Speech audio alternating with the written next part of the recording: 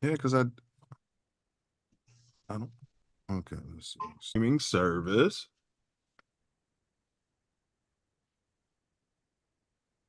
All right.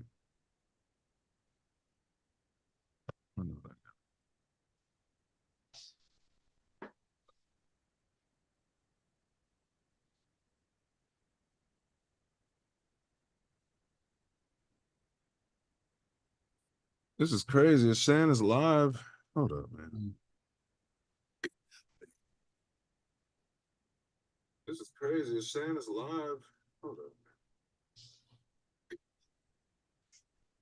Streaming live with the DNC. Let me make sure. Hold on. Yeah, streaming live with the DNC. Let me make sure. Let's see.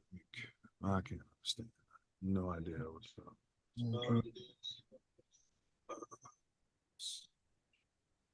How do I end this?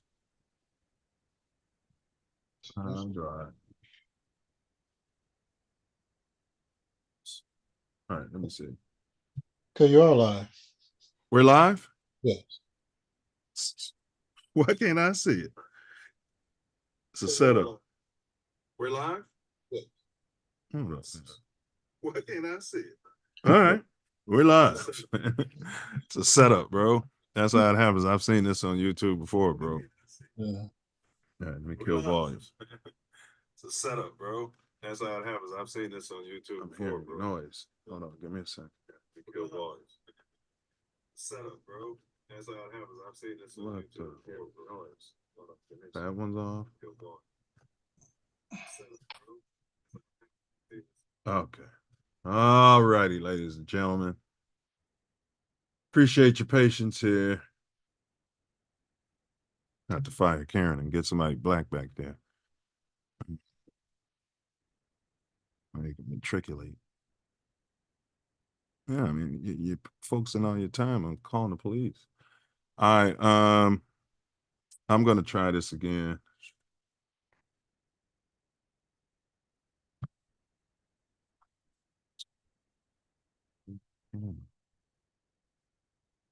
There we go. All right, we're in the building. Big ups to Karen.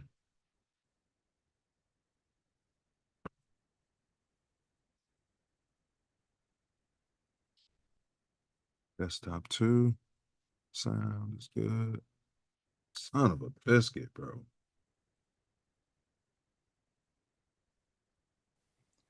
Copyright disclaimer under Section 107 of the Copyright disclaimer under Section 107 of the Copyright Show starts in 3 minutes. 1976. Allowance is made for fair use for purposes such as criticism, comment, news reporting, scholarship, and research. Fair use is a use permitted by copyright statute that might otherwise be infringing. Nonprofit, educational, or personal use tips the balance in favor of fair use.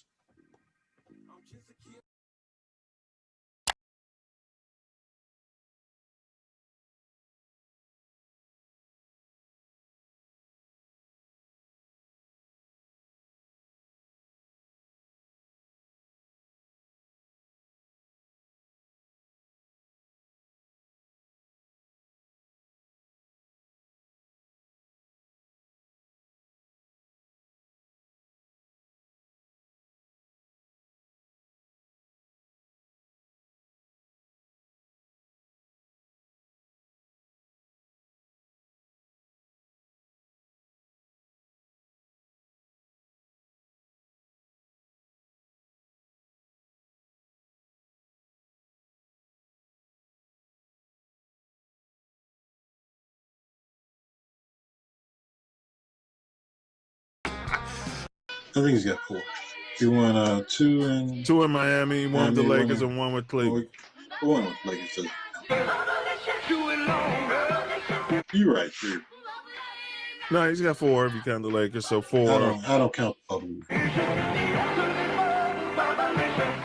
No, it's an insurance. There's 4. Yeah, I think he's 4 and 6. He's lost 33 times in the finals, but this is not. LeBron has lost the most NBA Finals games He's lost 33. Wow. Jerry West has lost 29. So is Jerry West the GOAT? No, he's a lower. Let's see what Jordan falls on this list. We got to go all the way down. Mike had even lost 15. We got to go down so far. All right, but anyway.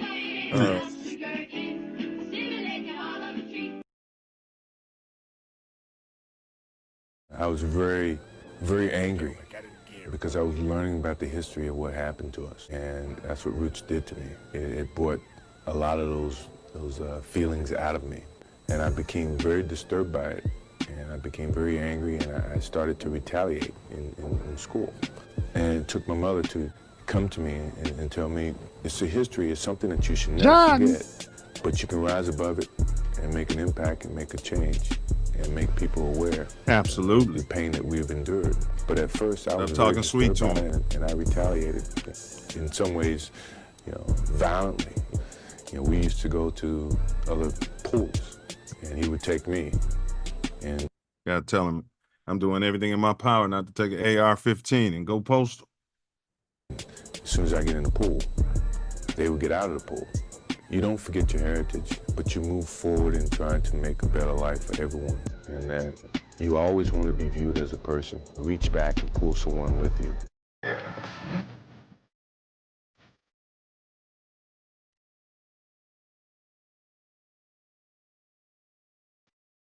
That's right. That's right. Oh, they're ignorant. That's ignorant. They're ignorant. That's ignorant. We have a butt. We have a butt. Cool weekends in the morning. Show starts in 1 minute. 1 minute. Please like, share, subscribe. WQHG 97.1. 97.1. 97.1. We have a butt. In the morning, cool weekends. FM. Weenie. And the butt. Manic Monkey 97.1. Cool weekends in the morning. All weekend long. Weenie and the Butt. In the morning. On the radio. FM. Dickie the Punchline Donkey on Cool 97.1. Cool weekend. On the radio. In the morning. FM. WQHG. Cool weekends. In the morning. On 97.1. 97.1. Weenie in the butt. 97.1. In the afternoon. In the afternoon. Oh my God. WQHG. Turn it on and rip the knob off. You're listening to the radio. We have a butt. Bring a towel. When you get out of the water, you need to dry off right away to avoid catching a cold. Facts. That's why Tally says, don't forget to bring a towel. Okay. Thanks, Tally.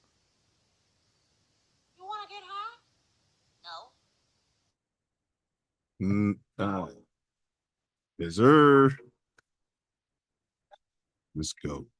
Let's Chicago. Y'all quit playing. Let's Chicago. Mouthpiece TATN. TATN. Better guard your grill. TATN. Mouthpiece included. All right, y'all. We in the building. Blessed. Highly favored.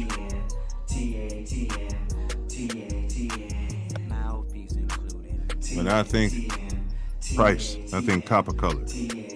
Bronze color. That's what I think. All right, let's hop on it. Welcome to Mouthpiece Included. Self-love vision. New pair of self-love vision. All right, much better.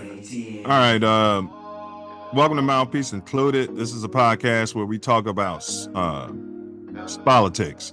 That's sports and politics and everything in between. If you're looking for just all sports, this ain't that. If you're looking for ESPN, this ain't that. So we're going to be diving into some heated discussions.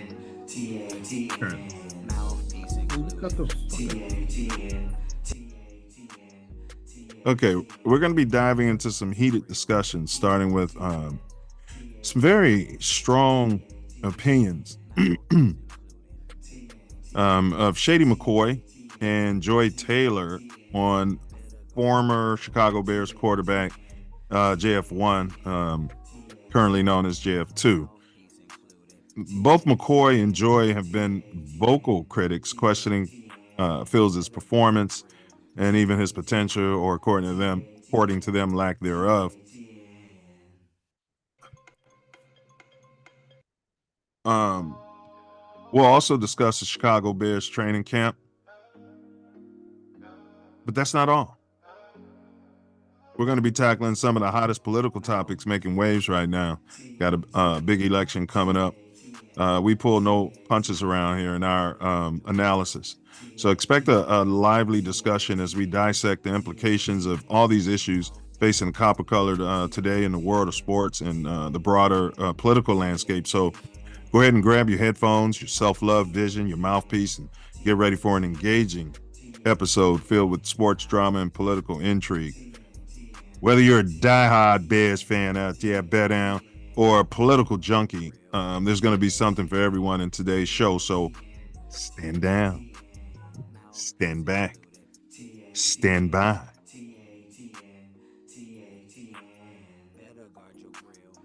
Or pull up. You know what I mean? But if you do pull up, make sure that you do not don't forget to bring your mouthpiece. Mouthpiece included. Yes, sir. We in the building. Great one, babe. So stand down. Disclaimer. The views expressed in today's podcast are those of the host, guests, and are not necessarily reflective of TATN or any affiliates. All right, everybody's welcome to pull up. There's a link in the chat. All you merely need to do is click on it, and boom, you'll be live. And, you'll be talking your excrement in the world of sports. Enough said about that. Let's go ahead and get Jackie Robinson's finest co-host in the building. And let me make co-host.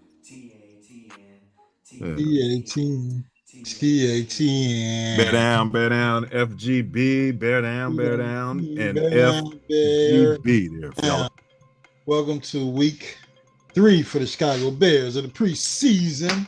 What's going down? What's going up? What's going down? Shady McCoy. Oh, it's going to be an interesting week. But, hey, you gonna do some parking lot pimping out there at the DNC, man, and maybe do, you know what I'm saying? Maybe do some tailgating and hoist your independent flag out there. They don't let people of my color persuasion near the DNC without a pat down, a car search, the dog going around in the the mirror underneath your vehicle, and so I don't think I'll be anywhere near that area for this particular week until those folks clear out of the land of Chicago. I'm just on the south side protecting my family and my property from this maybe purged, because all of the resources of the CPD, the CFD, the DNC, the Run DMC is going to be positioned around the United Center for the next week while this particular organization is having its convention in the city of Chicago, naming their presidential candidate for the. Well, I noticed you didn't say nominee. The candidate. I mean, you got to be. I guess you got to be nominated to be a candidate, but it's all a bunch of crap. Well, I thought you had to be elected, voted. Yeah, to be the candidate. We don't vote for from my memory, 3% of the Democrats supported her in her recent bid for that nomination. And now Howard Dean, the genius, I think he's from the south side of Chicago, isn't he? Yeah. Went to Phillips. Yeah. Yeah, well, Howard Dean, the genius, who's from Maine or something like that, who's the think tank for the Democratic Party, he's got all our best interests in mind. I don't know what's in Howard Dean's heart, but if I walked into the dean's office and he was there, I would request somebody else wouldn't even talk to him. Yeah, you understand? I need to speak to your supervisor. Yeah, I don't want to talk to you. Yeah.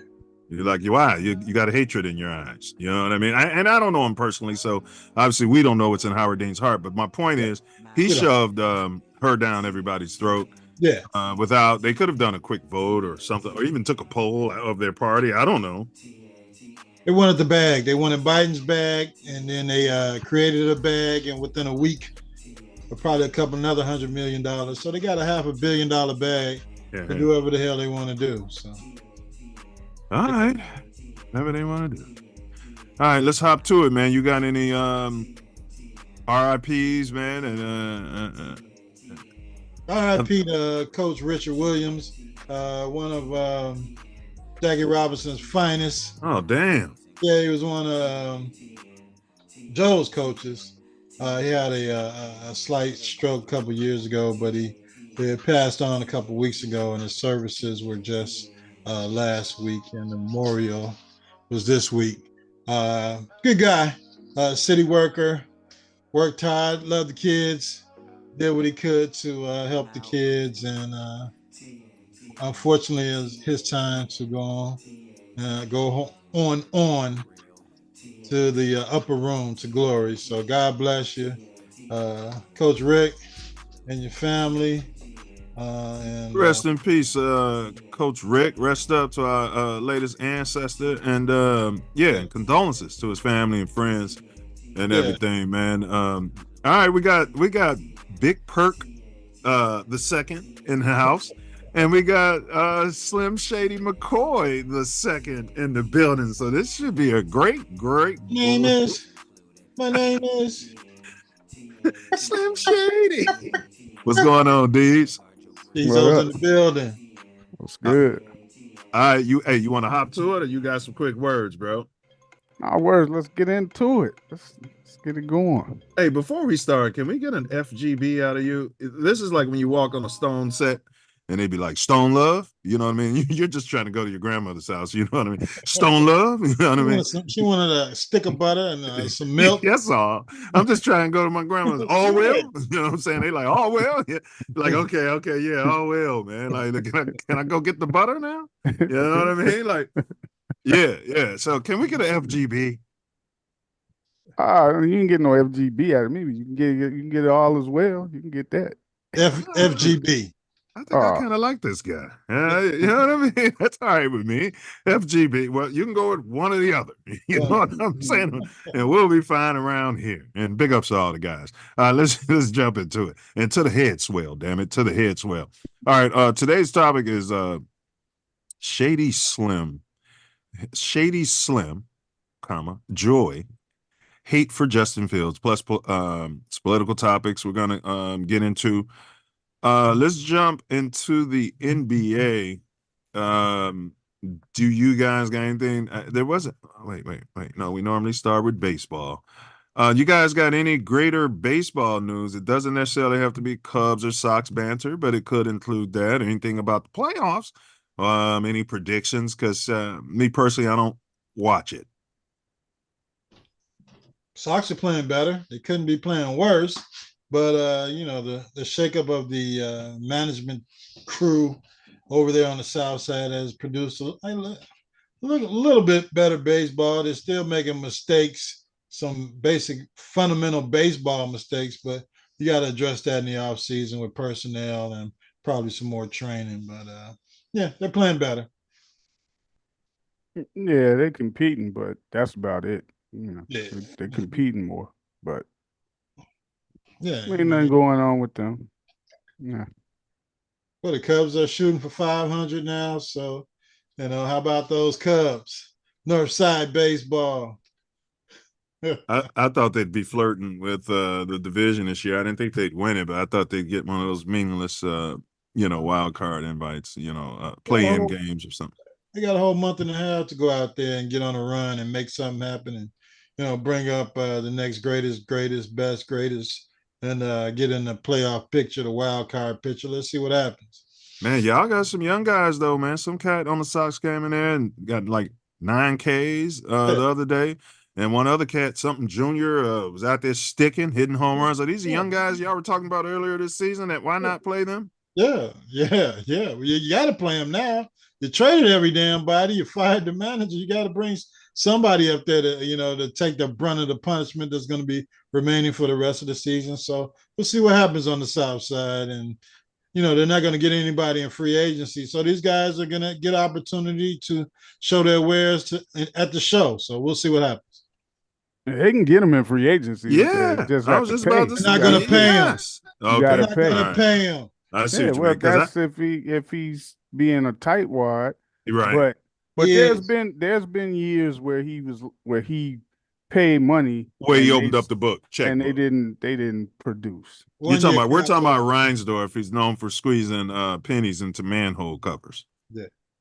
Yeah, I think he's done it for a season, and got guys that might have been on contract for a year or two. But he's done it like, man, I want to let Chris Sale go. What he's done is he's gave them the power to spend over the budget to bring in players. Now, if they didn't bring in the right players, that's on the general manager and them for not bringing in the best personnel to help, put them over the hump. But there's been years where he said, hey, we're going to spend money. Like, is that a Cubs hat he's wearing, Ace, or a Packer hat? That's a Cubs hat. Okay. Man, his hat looked more like a Packers hat. Right. The year that he got Albert Bell, he told him, go spend some money. Jeez, talking about Albert Bell. You're talking about 30 years ago, bro. I'm going back. Albert Bell may or may not have been on the juice. I'm going back because you said Jerry Ryan. I think he may have been. There's years where he spent money on Bo players. Jackson juice. I'm talking about since they won the World Series. Yeah, he's taking the same thing LeBron James. Since they won the World Series, allegedly. Let's see, what free agents did they get? Man, they be messing with pitchers. I think you guys are in agreement. Ace just was saying, and we were just trying to clarify. Is that narrative? The Bulls can't get nobody wants to come there. Man, you write a check to these greedy bastards. They'll come. There's always somebody who's willing to come around and then tell some bullshit. I liked what they said in the meetings. Yeah, you like the fat your check. money on the wrong places. You're giving $80 million to a guy who's but I don't think Ace was saying they can't get a free agent. I think he was more saying they're not willing to break bread necessary. It's cheap with it. Yeah, that's all. All right, let's hop on to the NBA though, or any Olympics, anything like that, any player movement or something like that. Y'all got any comments on that? Man, I'll tell you what, this is the 4th consecutive year that I have no interest in the Chicago Bulls. Make it 5. Because you're not going to have any interest next year. There's some banter going about that the coach, Billy Donovan, won't make it to the beginning of the season. Either he'll be fired by the organization or forced to resign. You guys said that years ago. I must admit, you guys were ahead. Both of you guys were ahead of the learning curve. I thought Billy Donovan was allegedly drop dead gorgeous, and I thought he was smart, allegedly. Yeah, he couldn't coach on the NBA level. He doesn't do one thing particularly well. So, I mean, he slicks his hair back and wears those business suits and looks professional. Yeah, we talking about as far as on the court. I mean, I don't see them being like a explosive offensive team or a very good defensive team. So, if you don't do one thing well, then, I mean, he's got them right at average. Yeah. They've been average. And then you let your best guy go, DeRozan. Yeah, I could have coached him an average. And now you got to put up with trying to get rid of him. You got a disgruntled star. Disgruntled. And the point guard whose knee is some type of work of magic, Who was that, Derrick Rose? Allegedly. Yeah, Derrick Rose will be back. He should be. Yeah. Okay, I thought Simeon had an opposing view to that. No, I'm not going to feed into you guys. No, bring Derrick Rose back. He's supposed to retire. He wants to retire. I'm talking about the Velociraptor, man. You talking about Derrick Rose. I'm talking about one of them D-Rose, baby. I'm talking about your D-Rose boy, from 600. One of the balls. Free D-Rose, baby. That's my drill talk. You guys got to get up. Y'all ain't up on drill music. You know what I mean? You guys turn your nose up. You hear those young guys, expressing themselves, and you're clutching your pistols and you're ready to shoot everybody. I know how y'all move. For you to say, you're not here. You're not dealing with it. Yeah. Yeah, I'm Easy in for you to say. I'm in Los Angeles. There's no gang activity here. I'm Yeah. not dealing with MS-13 and all types of If there's nonsense. such thing as an etiquette for a gangster, at least Yeah. they got some sort of etiquette. Yeah. They catch fades every now and then. You Yeah, know, they do catch they fades. don't do that out here. Yeah. Yeah. You got Snoop Dogg out. A fade out here is your funeral. That's what the fade is in Chicago. It's a haircut. No, it's a funeral. That's what it is out here. They ain't no fades. These guys. All right. Let's get past the NBA because obviously we didn't have much. Go ahead, Ace. I do have something about the former NBA players. Speaking of the oh no, we got that coming later. Okay. Well, you're talking. Oh yeah, you're talking about the Olympics. Yeah, that's going to be in our MEP round. That's going to be in the speed round. We want to save some time to dig into Shady and Joy. And I'm more. I don't want to pile on Joy, but just because you're the brother of an NFL legend, her takes are horrible. But I'm ahead of myself. Let's go to the NFL. Your Bears played the Bengals. Trapped gorgeous, allegedly, quarterback. What was your take on the Bengals quarterback play? And then we'll go from there to we'll just say quarterback play overall, and we're talking about the starters. And I'll start with you, Diesel, and then I'll go to Ace in that game specifically. I didn't watch it. Well, Caleb Williams was, first few series, he's going, battling through it. You get some 3 and outs. But once he got going, making plays, man. That's what he's. You got confidence in him when he's quarterbacking, even though it's just preseason games. You got confidence in his ability, and when he's quarterbacking. And so, if I was Justin Fields, I could say what you're explaining is inconsistency. And then a guy, once he gets lathered up, he can get into a streak and then get hot like any other sports athlete. That's what it sounds like. Yeah, if you were Justin Fields, that's what you would say. But I'll get to him in a minute. Yeah, we'll save that.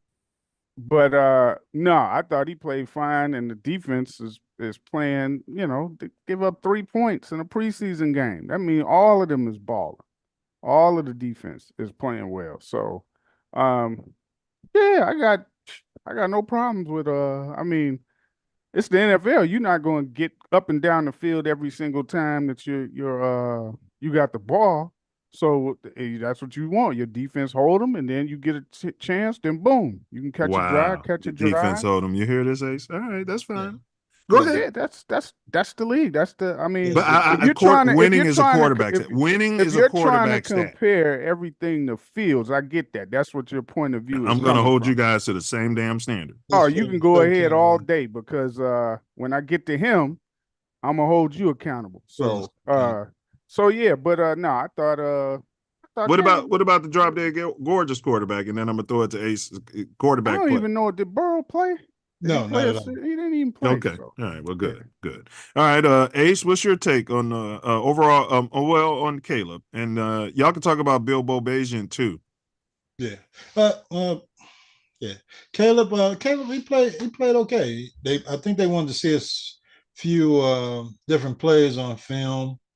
So they put him out there to run a few different plays, and they weren't working in the first quarter. So they extended his time all the way into the second quarter. And let him do his thing. Got a little juicy out there, a little zesty. Showed some of that magic and that arm talent that we got rid of our quarterback from last year for and drafted this guy number 1. He made some incredible move and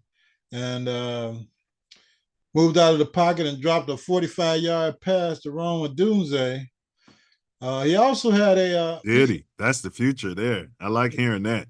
Yeah, and he also had a pass he threw for like 50, 55 yards to Tyler Scott that resulted in a pass interference. And if the guy hadn't interfered with him, it would have dropped right in his hands.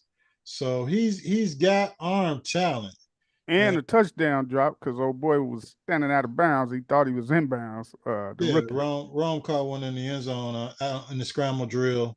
But you know, they had the big white lines out, so he was standing on the end line and thought he was in bounds. But his arm talent is I don't think it's questionable at this point. We'll What see about what his happens. processing? Accuracy. What The about his processing? accuracy. Well, what about his leadership, his processing, his moxie, the intangibles that Yeah, all of Justin? that. I mean, he's playing as well as any drop dead gorgeous rookie I've ever seen play out there on the NFL field. Really? Yeah, he's processing. He's processing. Even with the lot of time that the Bears give him. Is he a quarterback savant? But he seems social too, so you can't really call him a savant. Yeah, I mean, the kid's okay. Let me say this. On. Let me say this. I had firsthand interview. I should have got the guy on tape. Now he's pink. Yeah. And he wasn't part of the USC football program, but he was a big supporter. You know, he's a meatball. Mm-hmm. He, and I've heard this from other people at USC, he said, and I quote, he doesn't think Caleb is going, and this is not me from the Midwest talking. He said he doesn't think Caleb is going to make it. He said because USC players have been soft. He said they've been coming there for the Hollywood of it, to party and this and that.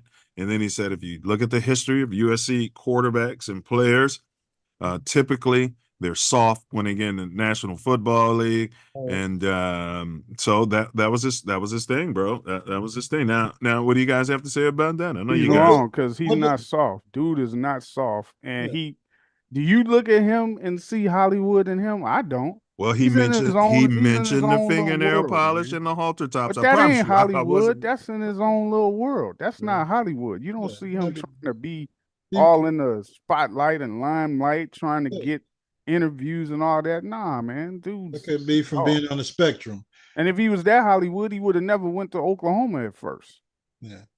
So, but this person probably never even met or talked to or know anything about Caleb Williams. So he was drop dead gorgeous. He's probably speaking of USC, probably overall from the people that he knew, but the Matt Leinarts of the world and all the other bums they roll out of there as quarterbacks that have had those fast guys in the backfield running up and down the field wide open that they've been throwing to. So, but this kid, I don't get that from him. You don't get that. Go Bears, go Bears. Yeah, bear down. That's not Hollywood though. Yeah, that's him doing that. That's like in his own little world. Well, DC is the chocolate boys town, allegedly, that I've heard. Like as far as chocolate boys town. Yes, the chocolate city for Boys Town. Oh, yes. I thought it was Atlanta, but maybe now, but it was oh man, yeah, it was. And that's why the single brothers out there, bro, used to go to DC back in the day, and the sisters, me and Tori was at McDonald's for the Million Man March. Yeah. We couldn't even finish like 30 minutes of eating. We had like 8 different females come try to holler at us. I'm like, damn, they was trying to holler at us. I'm covering my boobs up. You know what I mean? I felt violated. That must have been before I ran into y'all. Yeah, it was. It 100% was. Wasn't too far from there either. And I was like, y'all talking to us? It took us a while, Diesel, to be like, damn. You know what I'm saying? Like they stare at you. Look. I don't know, man. Atlanta got, man, they're deep. Yeah. Oh, yeah. I'm not going to argue that. All right. I'm not going to argue that. All right. How about any other thoughts, you guys? I'll start with Ace on the overall game. Any other players that, for the game, and then we'll go to Diesel. Well, it was mentioned that, because the Bears practiced with the Bengals during the week, inter-squad practices, and they said that Drop Dead Gorgeous quarterback threw 3 interceptions on Drop Dead Gorgeous to the Chicago Bear defense. And you can see it in the game, the last 2 games, that the secondary of the Chicago Bears is they're ready to play. They started the game with a blitz, a blitz on their backup quarterback by Gordon, who just came back from being injured. And he should have got the ball out. But they kind of changed the course of the game. They was like, hey, these guys are playing for real. That's the same way they saw him playing in practice. The defense is I think is gearing up, ready to play. Secondary is good. We got Before you go further with your take, Diesel, consider this too. During your take, would you trade the Caleb for the Drop Dead Gorgeous right now if offered? But go ahead, Ace. Yeah, the secondary as well, the linebackers, and we're getting a lot of contributions from the defensive line, May, in the in the second and third and even the fourth quarter. So these guys are playing like they want to be on an NFL team. They're playing for roster spots, and it's great to see. We got Bilbo came in through 2 touchdowns to Pettis. The guy couldn't catch a ball for JF1. Well, he's developed. He had to develop. Yeah, he's probably not gonna make the team. Catchable balls. He's probably not gonna make the team, but yeah, they're. Would you trade Caleb for that drop dead, blonde haired, blue eyed quarterback for Cincinnati right now? Your polls. Joe Burrow? No, hell no. Wow, y'all wouldn't take Burrow over Caleb? No, he's got injury history, man. All right, well, hold on, Diesel. You next. All right, but go ahead, Ace. Go ahead. Then after your take, we getting Diesel. He has been injured, and I'm going from the Bears fan perspective all over the meatball fans talking about Justin's contract. You're going to go and get a guy that's making $250 million versus a guy that's making $40 million for the next 4 to 5 years. Yeah, no, can't make that deal. All right, any other players stand out? Anything defense, offense, special teams you want to talk about? Then we throwing it to Diesel for that game. Yeah, we got another interception. It wasn't for a touchdown this game, but the defense is out there balling, man, and hopefully it continues on into the regular season when Montez Sweat comes back and they put the starting linebackers out there. But I'm quite impressed by what's going on right now, and all of those people, all those pundits saying that the Bears got a tough schedule and there's no way they're going to make the playoffs this year. I thought they were playing a last place schedule, so I don't know what the hell's going on, but I can see them winning at least 10 or 11 games and making it to, at the worst, a wild card. Yeah, we'd have won those same 10 or 11 games with Justin Fields. All right, great take. We would have. Great take. But when Justin played, wins and losses were all quarterback stat. And now it's the defense is carrying us, and Justin had a horrible defense. I'm going to say it. All right, Diesel, it's the game. Overall thoughts, and would you trade Caleb for Burrow? Depth. It just shows we're gonna have a lot of depth this year because they're playing. Whoever's starting the game to the end of these preseason games, they're playing good and competing. You sound like us, though, Diesel. This is what we were talking about when people were shitting on my guy Justin, and we had no depth. Like, go ahead. Why do you keep fucking talking about this damn dude, man? It's Why do you keep talking about this guy, man? Like you addicted to this motherfucker, man. Let him go, man. I get to his ass when we get on him. But anyway, so they're showing depth. They started practicing blitzes that they don't usually do, different corner blitzes. Man, they were putting all kinds of different kinds of looks and pressure on dude. The receivers, Pettis and the other guy, what's his name? They were out there catching balls because you ain't gonna have your good guys in there the whole game. The Bears just look overall as a team. They look solid right now. Overall as a team, they look solid. And would I trade them? No, I wouldn't trade them because Burrow has a history of getting hurt, and Caleb Williams got upside. So no, Burrow. All he's done is he went to the Super Bowl one time. Went to the Super Bowl. He's been hurt. He missed almost a whole year when he hurt his knee. He had a good team when they went to the Super Bowl. He wasn't playing with a bunch of bums. He did. He had 3 good receivers, a tight end, running back, two decent running backs, and their defense was good too that year. Yeah. So, but solid team. Look, Joe Burrow is a good quarterback, but he got his money. He gets hurt. He's got a tendency to get hurt, and he's only been in the league what 4 or 5 years? He's allegedly drop dead gorgeous, though. Well, I'm saying you asking about if you trade for him. The answer is no. Do you have an updated? Because I know we did that generic before the season, our meatball predictions. Ace just adjusted his because I think Ace had like 17-0 when we were playing around. It was pretty up there, but your adjusted wins and losses based upon what you've seen right now. We're still not holding you guys to it yet. We're gonna do our final after the final preseason game. Adjusted wins and losses for this Bears team, Diesel. Yeah, 17 games. I got them 12 or 13 wins, man. That's coming from Diesel. We're never gonna make it. We have never win a game. Look at that. And I feel like if Justin Fields was playing, what's his name? You'd probably have us at 10 or 11. Diesel would, and Ace would have us at 13, 14 games. But yet, he's come around on Caleb. I don't understand you, Big Perk, and your takes, bro. You know what I mean? I mean, I got us at, I think I had it at 13-4 in our previous prediction. Yeah. And I'll probably put them at between 11 and 12 wins. That's good. All right, Davis returns. How do y'all feel about that? The guard, the free agent that Poles brought in, rests his mom's soul, condolences his family. He lost his mom. Then he had a lot of soft tissue injuries, allegedly. But he's back. And the meathead was like, and the meathead media was like really digging into him, which I think was partially justified. But what are your thoughts on Davis? And would you plug him in as a starter? I'll start with Diesel and then I'll go to Ace on that. Yeah. Well, the line's been looking decent, so I don't know. Did he play yesterday or no? Yeah, he played. He played. Okay, so, I didn't see it, but I saw his interview. He said he was going to play. I mean, look, if he's going through something like that, I say it like this: get in where you fit in.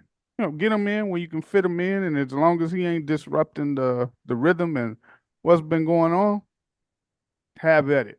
I got no problem if they putting him in starting, as long as he's not disrupting the direction they've been moving toward, which is solid. So I got no issues with him. All right, good take. Ace, it's on you. Davis is back. Are you plugging him into the starters right away so Caleb can get lathered up with him? Or you're not counting on him based on his mental and physical history? Yeah, the meatballs can kiss my ass. They're pocket watching the guy because he got a 3-year, $30 million contract. He went through something last year mentally, and everybody handles grief differently. And until you lost someone, you don't understand that. But everyone handles grief differently. So for them to come out and say he has no commitment or there's no accountability of him not playing and what's happened in the last year is absolutely ridiculous. Last year is over. This is a new season. He's here at training camp. He might have missed some of the OTAs, but he is a veteran player. And I'm sticking him in as the damn starter. The other guys hurt anyway. So well, as you say that, Noah Amen, big ups to Noah Amen. He said Nate Davis did play, and he allowed 1 sack on your quarterback. Go ahead, Ace. He's got to get a lather up. He's got to get back into the game, and we'll see. We'll see what happens in the next couple of weeks. But everybody's pocket watching this guy, and of course he's not drop dead gorgeous. So of course they want him to fail. They figure they can move the Bates and the other guy from center to guard and guard to center. And, they're not making $30 million. So, wherever they move, they're just pulling themselves up by their bootstraps. But Davis is. What are you saying? They're poor and stupid? Yeah.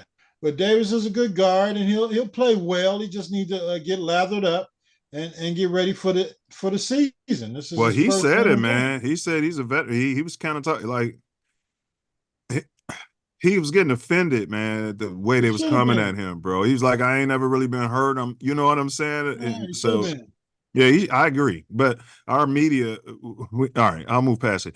All right, you guys, here's a topic that comes from our fans. I know you guys don't, and we're not going to spend a lot of time on it. I know you two guys particularly are going to eat crow in the future, and you don't like this, but Hoff Jones, that's our nickname for him, HOF. Hoff Jones, how do you look at that? Did y'all have any takes on him in that game? Velus Jones. What did he do in the game? I didn't really see him.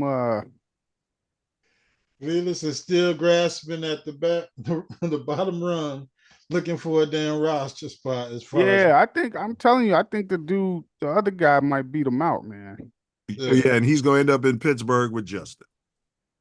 Well, the question is, will he clear waivers to make it to the practice squad? He'd be a good practice squad player for us. Either one of them, whichever way the Bears go. If they want to go, he's 25 years old. You know what I mean? Yeah, but he's a third round draft pick. So if he can clear waivers and come back to the practice squad, that's another depth piece. He's not going to clear waivers. Or Ian Miller, the kid from Howard with all the damn speed and scored a couple touchdowns last week. That's what I'm talking about. I said he might beat him out. He might. Right now, if I was making the decisions as of today for those two between Velus and that guy, the dude from Howard would bump him. Because the guy from Howard is he's a special teams player also. Yeah, but he's not poor and stupid. Yeah, he is. Well, he's not stupid. He left Howard.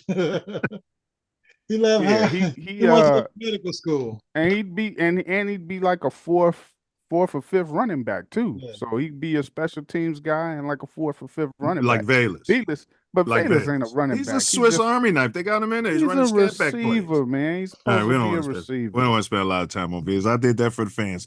All right, y'all. Austin Booker. I've been hearing his name a lot. Yeah. What are you guys' thoughts? He's playing at the end. I think they want to pencil him in opposite of I'm talking about over on the other side. But what's your take on him, man? I'm getting highlights of him and they're saying he's a natural, bro. We all for it. Yeah. All for it. He's a rookie. He's going to be a rotational pass rusher, but the more he plays, the stronger he gets. He's been training with Max Crosby. Whatever we can get him in the game, put him out there. That's the way I feel. Now, is he copper colored or is he some sort of pink?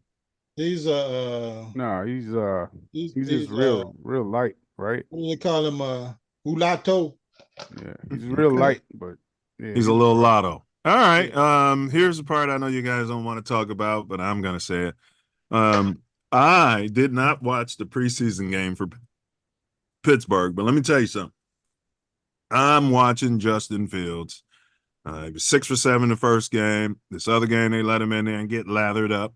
You know what I mean? He's running for first downs. He's doing all the things that Justin does. Yeah. I mean, all right, but I'm not going to ask you guys in relation to the Bears. We're not going to do that because he's a Steeler now. But are you guys going Russ or JF1? I'll start with you, Ace. If you're the Noop, the member of Cap Alpha's side, the head coach of Pittsburgh Steelers, right now, because Russ has only played in one game, but he came in, I think he was like 8 for 10, but he held on to that ball and got sacked 3 times. So I'll start with Ace, Russ or JF1, and then I'll go with Diesel. I mean, Russ is looking rusty. He didn't look like he had a real strong command of the offense for a veteran of his stature. Now, you got to realize he's been kicked out of Seattle and Denver.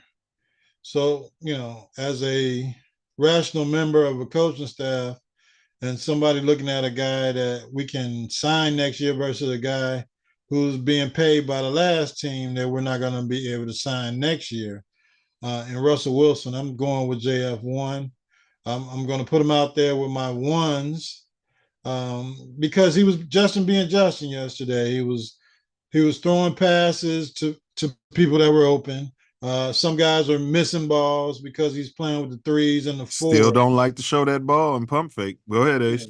Yeah, he doesn't like the pump fake, but he was getting outside on that damn edge, and boy, he was showing that 4.2 speed. So and you put him out there with Najee Harris and the other one running back, the 1 and 1A running backs, and Pickens at wide receiver, and your number one offensive line. Yeah, I'm going with JF1. Russell. And I'm gonna add to that service. No, I'm gonna add to that with Pickens. If you can get Justin out there every day with Pickens will catch probably at least 1,400 yards. I mean, I saw, exactly. All right, great take. Diesel, you're the coach of Pittsburgh right now. Russ played, and I didn't see the game, but I know your feelings about JF1, but try to be as impartial as you can in this particular situation. Russ or JF1. Don't try to lead me down. All right. But if don't not, tell me this being impartial. It be impartial. Don't give it all. Don't hammer the guy. Be a journalist. Be impartial. Yeah, be a gentleman. But if I'm not gonna be impartial, I'm gonna tell you what I think based off of what I've seen. So I'm if you don't start him, when, if ever, would you have him out there? I'm gonna tell you my take. Stand by. So stand back and stand down. First of all, whoever that is it the right tackle for Pittsburgh? Man, that dude, man, he went through. If you watch the right tackle, right? I think the one that got Wilt, man, he went through two people on one play and went right through him and hit Wilson. And in the next play, he did it on one guy. So he should have had a back chipping on that guy because he was blowing up whoever that right tackle was. Yeah, if I'm Pittsburgh, Wilson. In the preseason, based on the preseason, Justin's played better than Russell. If you go off of how they played, Justin, it's like Justin's thrown the ball a little bit better than Russell, right? When they've actually thrown it, but Justin's ability to run, Russell doesn't have that anymore. So he's like flash of his old self. He can't really do that no more. I would start Justin just based on that fact. But the problem I have is the offense they're running. It's too much. They need to run something like the Ravens. Hands down. Forget trying to make Justin into this. I think they're saving it, but go ahead. I hope so. I hope so for their sake and for his sake, because I do want to see him succeed, but he's better as a runner than he is a passer. So you're going to have to mix that in heavily. And if you don't have Shady McCoy takes, yours are more like Joy Taylor because she says she wants him to succeed too. Shady doesn't. No, I do want him to succeed, but I know what he does best. And what he does best is if you can mix in that heavy run, he's going to get some people wide open. Absolutely. Off of that run. So do something like the Ravens run and he'll excel because you just can't when he's back there dropping back the pass. Processing. Like he had he actually made a right read yesterday. The dude was wide open deep and he overthrew him. I looked at that. Well, hold on. You always see that side of it. Bro, that was a bum receiver, and everybody said that dude jumped early. That dude, bro, if that was Pickens, he'd have made that catch, bro. He was throwing to a bum. Even the Steelers fans said that dude ain't going to make the roster. Look at the play again. Maybe he won't. Maybe that dude won't make the roster, but that dude was wide open. He overthrew him, but he didn't overthrow him as bad as it looked. It was a catchable ball had that dude ran through his route, and that's the stuff the bum receivers used to do with the Bears. That ball should have been right there on him, bro. The cornerback, he had the cornerback beat, man. You don't have to overthrow him like that, with bro. the ball. You don't have to overthrow him like that. But that play aside, it's still the same thing. I would start Fields, but I changed that offense, and I'm putting it somewhat similar to what what's his name used to do, because he don't do it as much no more. Lamar Jackson. But you talking about those bang plays? That's why I was saying we should have brought in that. They got good tight ends. We should have brought in the offensive coordinator last year. I was saying that too. They should change if you're gonna use him what he does best. Yes. Instead of trying to make him Aaron Rodgers. Make him into something that he's not. He's not going to be Aaron Rodgers. And that's what I've been saying the whole time. And they knew they were going to fire Getsy, so they should have made a change. Now, the other problem Pittsburgh got, if you try to do that offense, if that right tackle is getting blown up, man, you're going to have to get somebody in, when people start doing their cuts.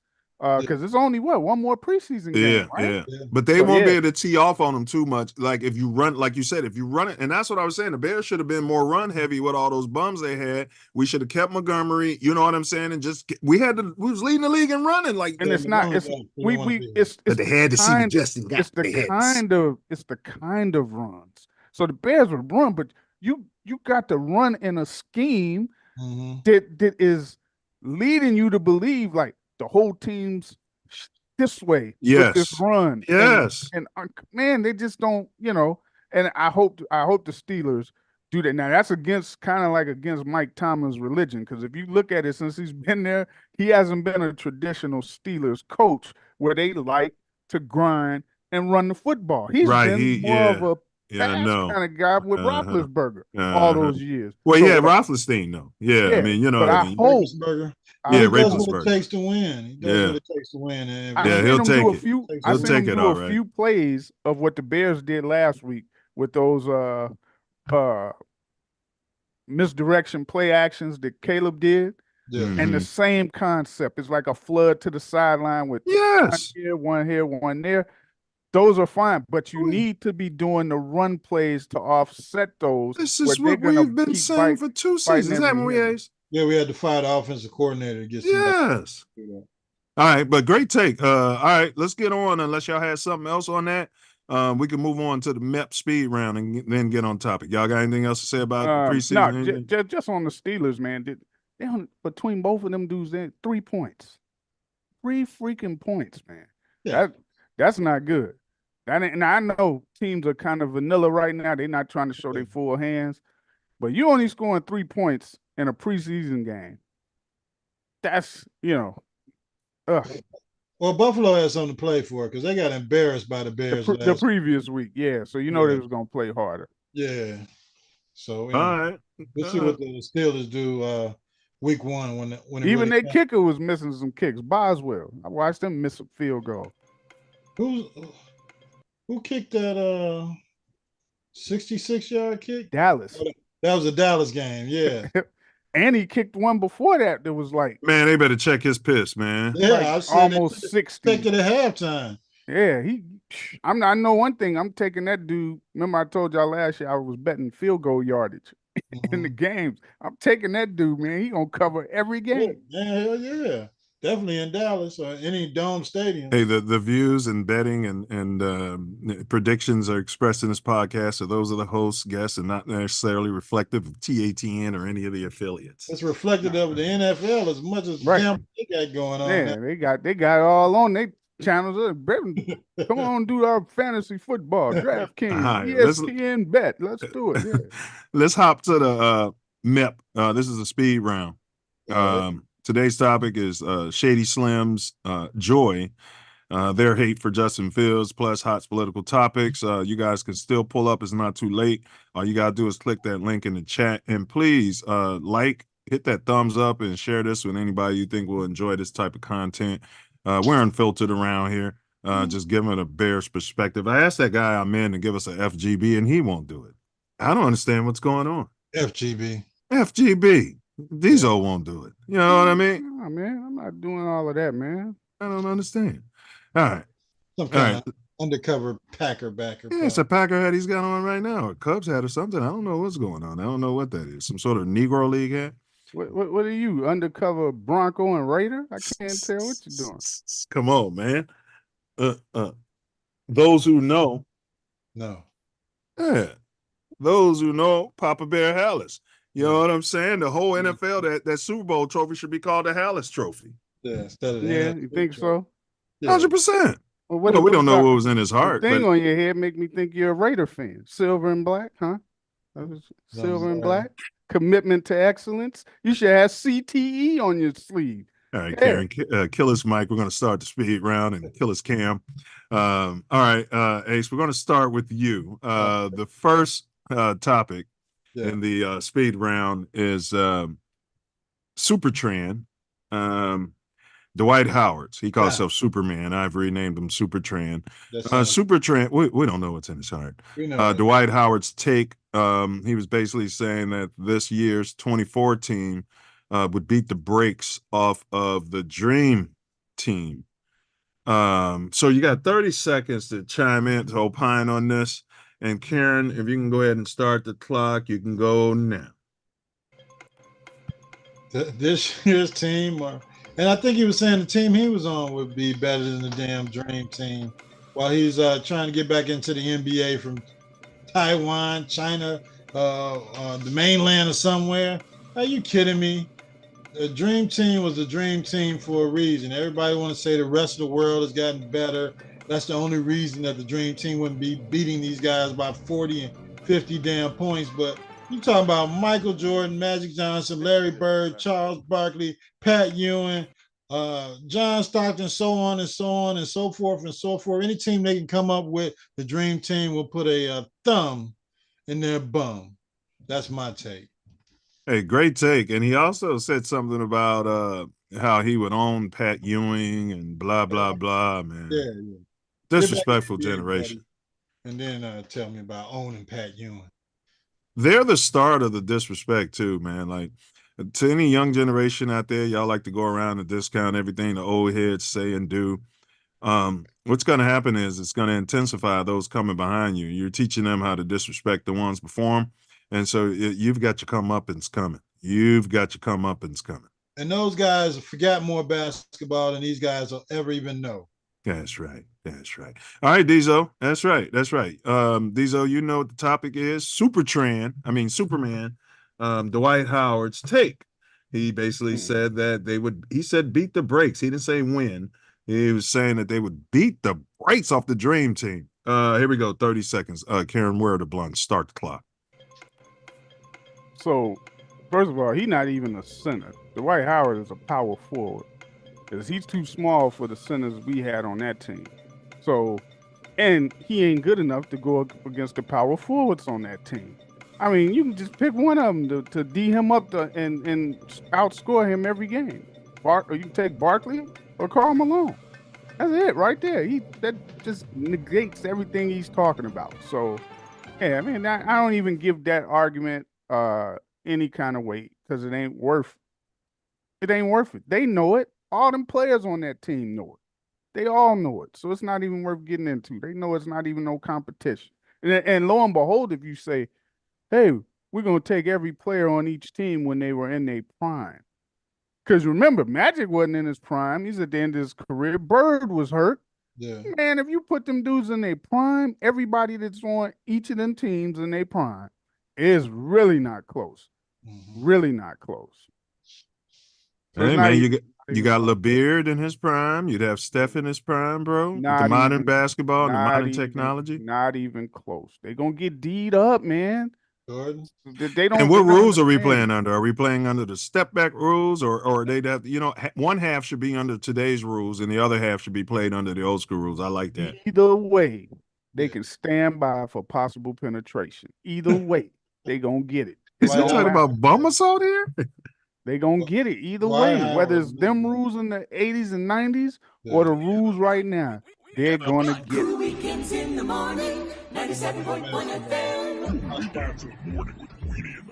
WQHG 97.1. 97.1. In the morning, cool weekends. FM. Somebody mute the host. 97.1. Cool weekends in the morning. Hey, these are the sponsors, bro. And the butt. In the morning. On the radio. FM. Dickie the Punchline Donkey on Cool 97.1. Shout out to the sponsor. On the radio. In the morning. FM. Cool. WQHG. Cool weekends. In the morning. On 97.1. 97.1. Boiny in the butt. 97.1. In the afternoon. In the afternoon. Oh my God. WQHG. Turn it on and rip the knob off. You're listening to the radio. We have a butt. All right, y'all. Those are the sponsors. Big up. So, are you saying that that's what would have happened to Dwight Howard? Is that what he's saying out here on international TV? Dwight Howard would have welcomed him after. I was gonna say Dwight Howard. He may have allegedly appreciated it. All right, let's go to the next topic. We're gonna start with Diesel. This is our speed round. This is the Mouthpiece Included MEP round. All right, Wimby P. That's Wembanyama, the guy who had a bunch of bums and lower underling NBA players, a couple on his team, managed to get them all the way to the silver medal. Okay, took some heroics by Steph Curry, even to pull that game out. And here's his quote, Diesel. Wimby P said, and this is why I love him. Damn it, I'm learning and I'm worried for the ops. He said opposition. I'm learning and I'm worried for the ops in a couple years. Okay. Karen, kill my cam. And you could start 30 seconds, Diesel. Well, I don't know what he means by that. He should say he's worried about teams he plays against. Cause you got to use that young slang.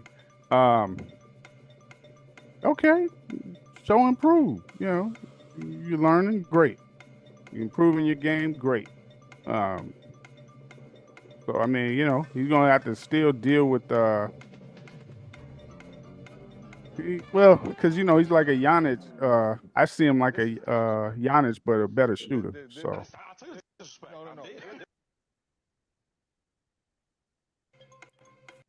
I mean, I was hearing some of them that commercial you was playing, so I didn't know if my time was up. So. Yeah, it was my fault. It came on after the video. So great take though. So you don't have no problems with him besides the terminology opposition. You don't have no problems with him being so confident. Like you don't look at it as like LeBron saying, "Hey, I'm going to be the GOAT" when he was a similar age. No. Show improve. If that's what you feeling, then hey, you improving? Good. Keep on improving. Keep developing, showing your game. We'll see. The one thing I don't really you know, I like to see when the season's over and then the next season you want to see how they worked on their game. What How did they added improve something on? to their game. Yeah. Yeah. When you got these summertime games and things like that, What like are the they Olympics working or on? whatever. Yeah, you're seeing them too much. So it's like, you know, I just seen y'all. Y'all just finished playing. I see your point. You're not seeing the big jump. You know what I mean? Like, yeah. Yeah, I want to see the improvement when that next season starts, and then you can see, oh, he been Well, that working was on the this. Olympics, though. You know, ain't no way around that. You know what I'm saying? Yeah. It just, wasn't some you know. meaningless game. Unless you're Joel Embiid, you got to play for your country. Yeah.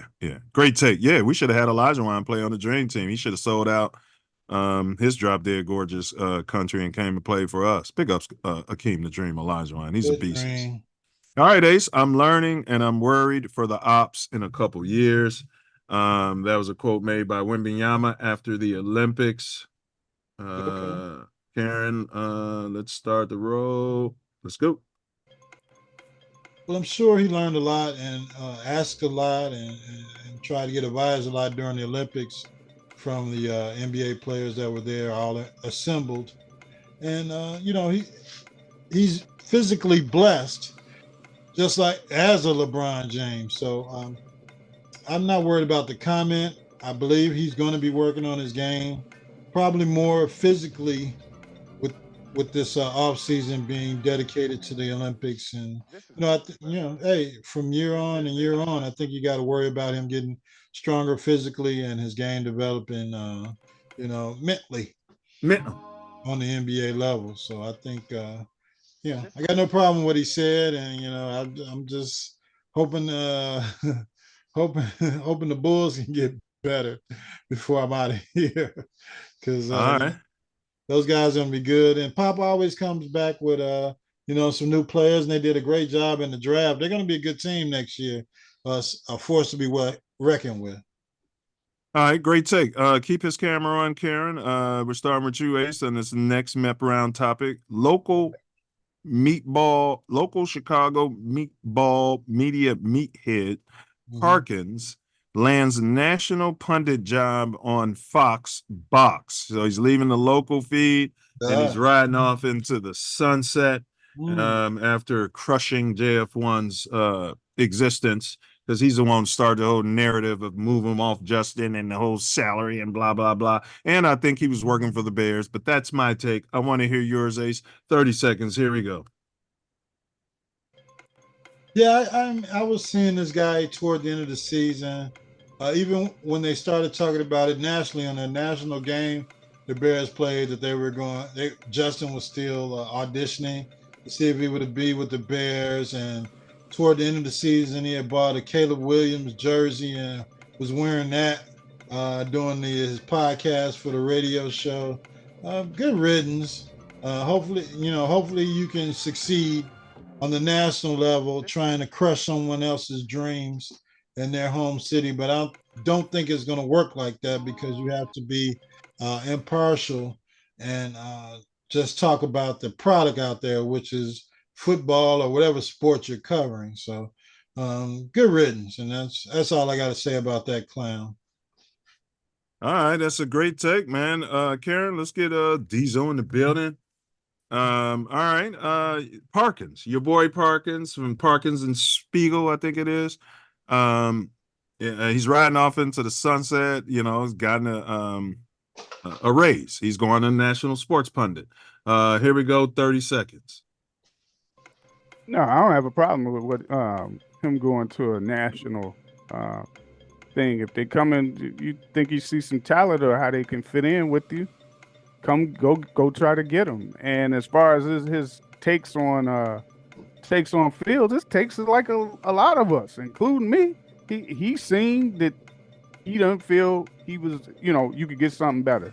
So hey, he can express his views just like the rest of us. I don't think he's being impartial. I think he was seeing what he's seen. And that's why he was advocating for him not to get somebody else. So I don't got no problem with that at all. Okay, those are great takes. All right, we got 3 more of these, and we're gonna start 2 more. Wait, local meet. One more, and we're gonna start with Diesel on this one.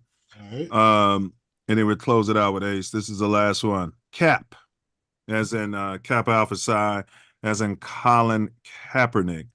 There is some rumor that Harbaugh offered him a coaching position. Maybe he could return. Yeah, maybe he could return to the NFL as a coach. And so, Karen, start this clock for Diesel. 1 second, Diesel. All right, you got 30 seconds. Go. No problem with that at all. If he knows him probably better than most, so if he feels he can come on the staff and be a coach and help the team, give him a shot. Let him see what he can do. And I think it wouldn't be, they said it wouldn't be this year, it would be next year that he would actually come on the staff, but it shouldn't be that big of a deal. It shouldn't even be something that they talk about like that. Ex-players come and coach all the time, so I wouldn't even make it that big of a deal. But it'll be a big deal because of who he is. So yeah, I mean, you don't think he'll poison the locker room with all that police brutality talk and all that Black Lives Matter stuff? You got to ask these questions. No, you being sarcastic. He's not. I mean, most of the locker room are coming from the same kind of experiences. So what's the big deal? I mean, it's a former player who's going to get his first job as an assistant coach or a coach, a head coach or as assistant. But I don't know if he'll be like a quarterback's coach or some sort, whatever the position will be. But yeah, give him a shot. They do it all the time, whether it's in the NFL or college. It's enough jobs to go around to give somebody like this guy a chance. And again, Harbaugh knows him better than most, so let him. You think Harbaugh can take the heat for anything too? So that's a great take. Great take. And Ace, think the Bears or the Steelers should have brought him in. Hold on, Ace. We're gonna start the take. All right, you got 30 seconds. Let's go. You're still in time. Yeah. I mean, of course they should bring him in. He made it to the Super Bowl. I think the Bears or now the Steelers should bring him in. Now that he's a commodity as far as the coaches is concerned, to help JF1 learn how to play the quarterback position from a running quarterback or a mobile quarterback position. And that would help these Steelers. It would help the Bears last year. But no, he had no chance with the Bears because they didn't want JF1. But the Steelers are trying to see if this guy's going to be their future quarterback. So I'll bring him in for a season, give him some experience, and let him, tutor JF1 as to how he made it to the Super Bowl. What if he comes out there and kneels the first game he kneels during the national anthem, right out there on national TV in front of all God and all of those pink people and all those brave military people who made the ultimate sacrifice? What do you say about that? Yeah, they say they understand that now. They forgave him because they understand what it was for. Because okay. shot and killed by the police. Yeah, Yeah, if he went out there and let's say he was coaching this year, and if he went out there and kneeled the first game during the anthem and he said it was for the woman who got shot by the cop here in Springfield, how could you complain about that? You see what I'm saying? So I rebuke you. I rebuke you in the name of Jesus.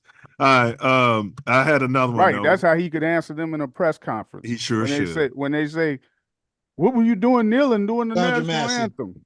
And did you see what happened in Springfield? I rebuke you, you reporter. Yeah, say her name, Sandra Moss. Great take, Diesel. I did have a couple more. My bad, y'all. We're going to start with Ace. This one is Stephen A. Booger. Went on a rant about, and he did it on ESPN about, no, it was on his show, his podcast about Kamala Harris, presidential bid. He was basically saying that, where is she? We haven't seen her. We don't know her platform. All these rallies aren't good enough, and she's been changing her stance on fracking. He said he'll vote for her. She already has his vote. He came out there and said that multiple times, but he's not pleased with anything, but yet he says she already has his vote. You got 30 seconds. Go ahead. All right. Well, I'm sure he voted for Sleepy Joe. And where was he at on his platform when Sleepy Joe was out there asking what the hell is he doing for the people, and where is he at? I mean, Sleepy Joe came out there and spewed a bunch of lies. You want her to come out and lie to you too? She's already got your vote. She doesn't need to lie to you out in public. She can just do it in the comforts of her own home. So, yeah, Stephen A., shut the hell up and just and dribble your mouth on your podcast. That's my take on it. All right. Interesting take. Interesting take. Let's get Karen, let's get this brother Diesel back in the building. And you've got 30 seconds, good brother. Let's go. Stephen A. Booger calls out Kamala. Man, you gotta remember, man, a lot of times he just trying to entertain on certain subjects. I mean, what is he really saying? You saying you voting for her anyway, but you don't like what she's doing. So I mean, a lot of times that's just he done fell into the world that he wants some clicks on his podcast. So I don't Clout chasing. Yeah, I don't pay that too much attention, man. He's starting to cover hot topics in regards to the world. So he'll, especially in the US, he'll cover hot topics and he'll just speak on different stuff. So a lot of times he's just speaking on a subject because the subject's hot and he wants some clicks. So yeah, he's a YouTuber now and he's those clicks. And then you come to realize he was doing that on ESPN the whole time. Just saying controversial stuff to have people talking about it. Yeah, and having it buzzing in the media. And a lot of people in the media say guys like him ruined professional journalism. Like, you know what I mean? Even though they're all doing it now. Yeah, these kids don't know. ESPN used to be straight, serious sports journal fuckingism. Oh, it was a pleasure to watch when it started, bro. You got data, you know what I'm saying? They interviewed the players, they let the players talk, and just, man, it was wow. Oh, all right. We're gonna start this one out with Kill Your Cam, Ace. We're gonna start this one out with Diesel. Primetime, Diesel. Primetime has beef with CBS for twofold, allegedly. One, there was a copper-colored brother that had started doing a story on Primetime, and then soon as he got all the data and extracted all the interviews, CBS sent the Pink over there to close it out, and they was gonna have the Pink do the big national story. Prime was also allegedly upset because when he was working as a media analyst for CBS, he thought he should have been the highest paid analyst. And at that time, I thought, oh, man, that's just, him being colored. But then when you look back at it, man, and you see Brady and all these other pink colored people being the highest paid in journalism, you look back on it and you say, was I cooning? All right, here we go. Money. Cooning for clicks. All right, here we go. I need your take, Diesel. 30 seconds. Mute his mic, please. Yeah, so I mean, you know what? I still think they shell shocked because of the buzz that he got when he first came there and they started winning, like the first quarter of the season, their games in Colorado. and the amount of attention that it brought, it just brings heat with it. You know what I mean? So people gonna hate. Even though their season turned out, did you see how they started jumping on their case when they started losing games? But we knew that, and we knew it was coming just based on how they had been winning some of those earlier games. But yeah, man, they gonna jump on whatever they see as possible high success. So if I'm prime time, I just sweep them on off. And now, what you said in regards to like some of these other guys who just been finishing playing, and they're going to TV, and the amount of money that they're making, or that they're offering these guys. Yeah, I could have an issue with that. Now, some of the ones who are more proven, and when I say proven before they jump to regular TV, from their commercials where they were like successful and you seen more of them on commercials. Like Peyton Manning did a good job on them commercials he did over the years. I didn't really see Brady in a lot of commercials throughout his career. Where he was like talking a lot, like how Peyton was in a lot of his commercials. But that gorgeous though. Yeah, careful. But yeah, so some of those Great guys, White Hope. You paying them on what? Potential, I guess. He dropped dead gorgeous too.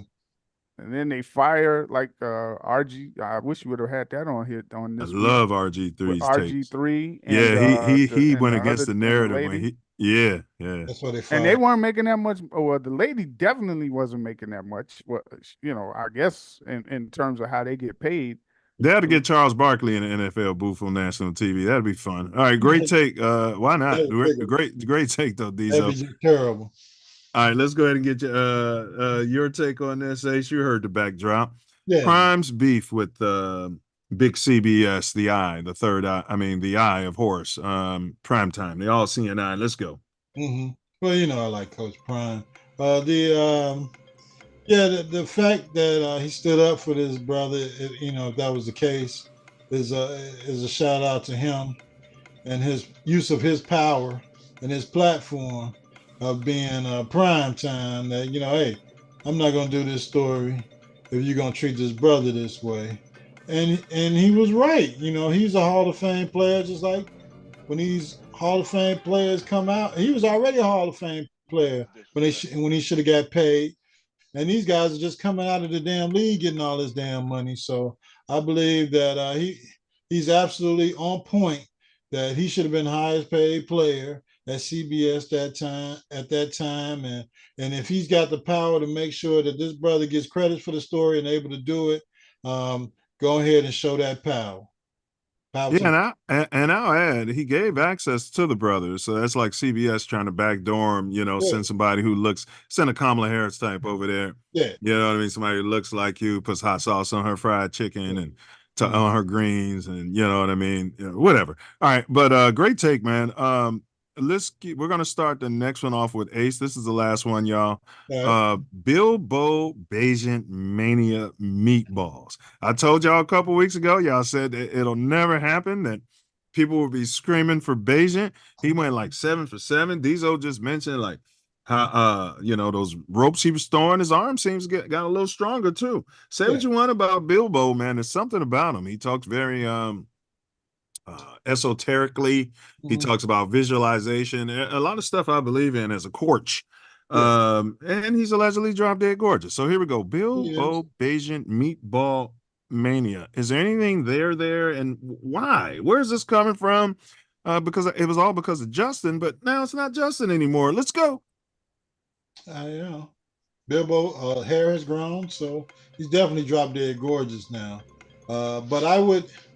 He has fulfilled his role as a backup quarterback for the Chicago Bears. He was 2-2 last year as a backup with him and his defense at the time they were playing. And he's doing well this preseason. He did a great game against the Bengals with the 2 touchdowns he threw. But I don't think they'll be able to retain him after this. He probably got a 3-year contract with the Bears, and unless he gives them a hometown discount. I mean, some teams are going to be looking at him in the future. But Caleb is our quarterback, and that's how it's going to be for probably the next 10 to 15 years. So shout out to Bilbo. Keep working, kid.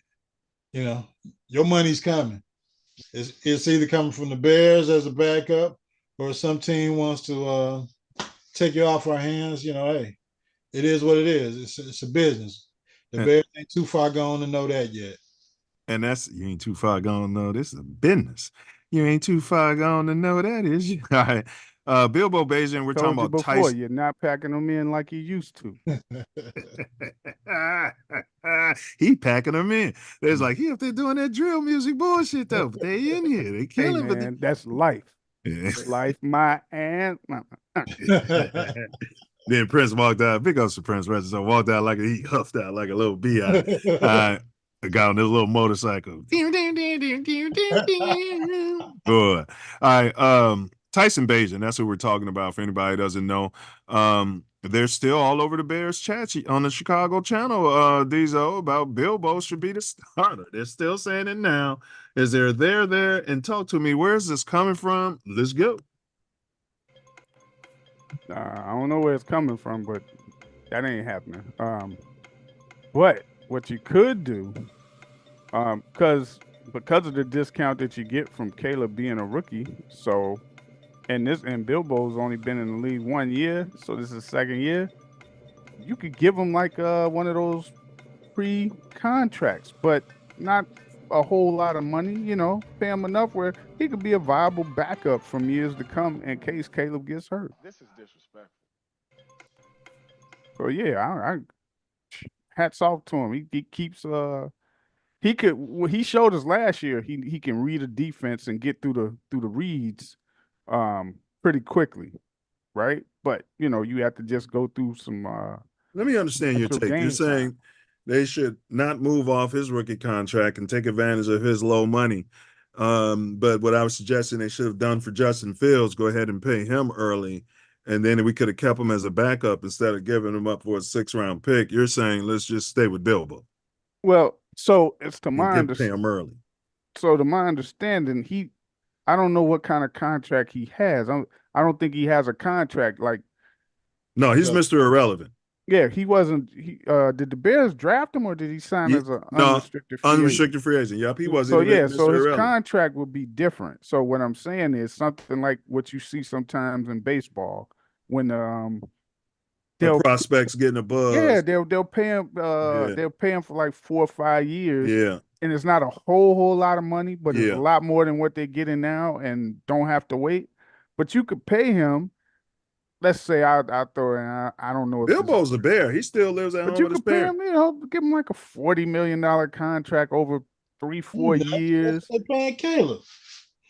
Well, I'm just throwing a number. I don't know, like, you know what I'm saying. But you could pay him something that's going to be. I think Bilbo right now would be getting now. Yeah, I'd pay him about $3 million a year. I see what you're saying. Sign him up, $15 million deal, a $12 million deal over 4 years. Like that'd be stuff is guaranteed. Yes. According to the web, Bilbo had signed a 3-year, $2.720 million contract with the Chicago Bears in 2023. The contract runs through 2025 season, has an average value of $906,000 a year.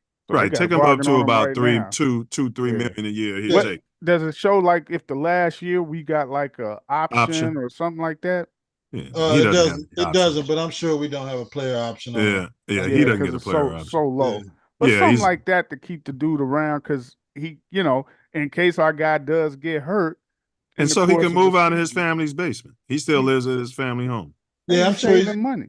He's going to bet on himself. I bet on myself, and you can take that $3 million and shove it right up your ass. He might, because all this is gravy for him. Yeah. You know what I'm saying? All right, I'm gonna play a short video and sound only. Big ups to YouTube channel Sports Maniac, and I guess we should say, Speak or whatever the name of their damn podcast is that Shady McCoy and Joy are on. So we're gonna just play. It's a 2-minute video, and then we'll get on topic. This is disrespectful. Disrespectful. Hold on. Take it from the top. Take disrespect. No. I tell you disrespect. Hey, this is a Justin's apologist on the show. to Justin Fields, right? Okay. Number one, we talk about love arm him. talent. His arm talent is better than Jalen Hurts, right? His arm talent is better than Jalen Hurts. Wait.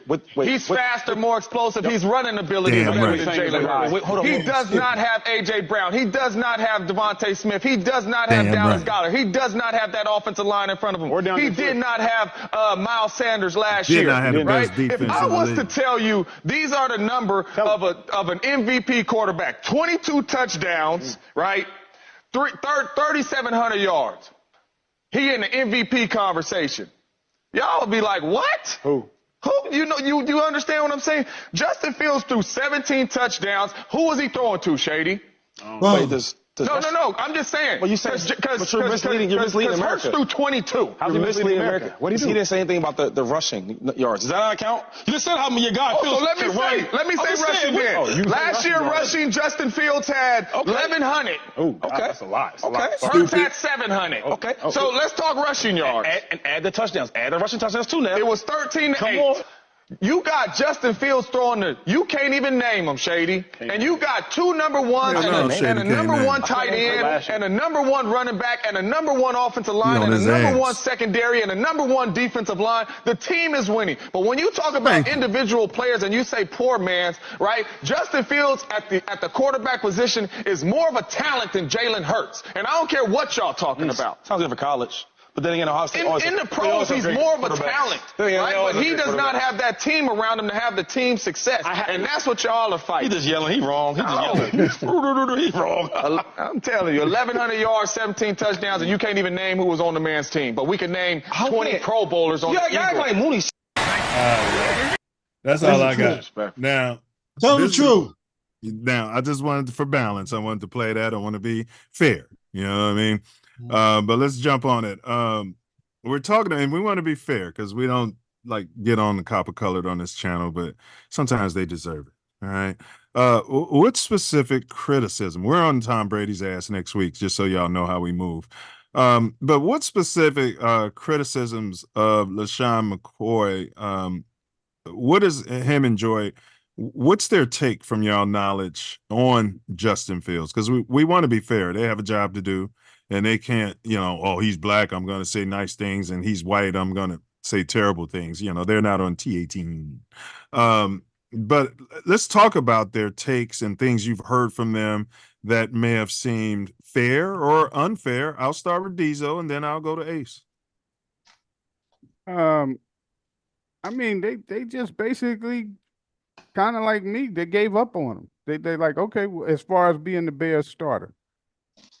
Just can't, he can't get you over the hump as far as what you want for a quarterback. So their criticisms of him are just like a lot of other people. They don't see him as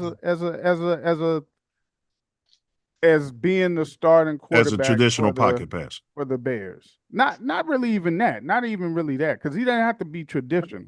It's just when he does have to pass. Whatever I've always been saying, he got to be more consistent, consistent when he throws it, and he's still not. And so when they criticize, it's based on that fact that he hasn't been consistent throwing the ball since. There you go. And he does got a tendency to, his fourth quarter stats are not.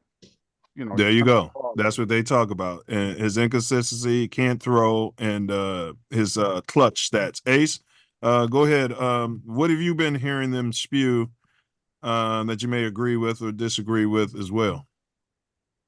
I've been hearing I think that was not Justin Jefferson. I forget the other guy that was on the clip you just played. That's the ex-Packer. Yeah, I forget his name. Yeah, he's an ex-Packer. I like him. Yeah, but Jennings, tight end. I think it's Greg Jennings. I think so. Tight end. Greg Jennings. Yeah. He was a receiver. Yeah.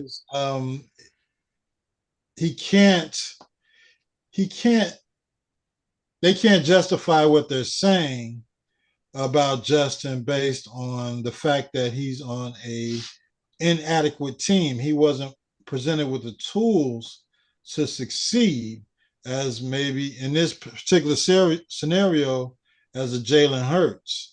And yeah, but I mean, what are they spewing?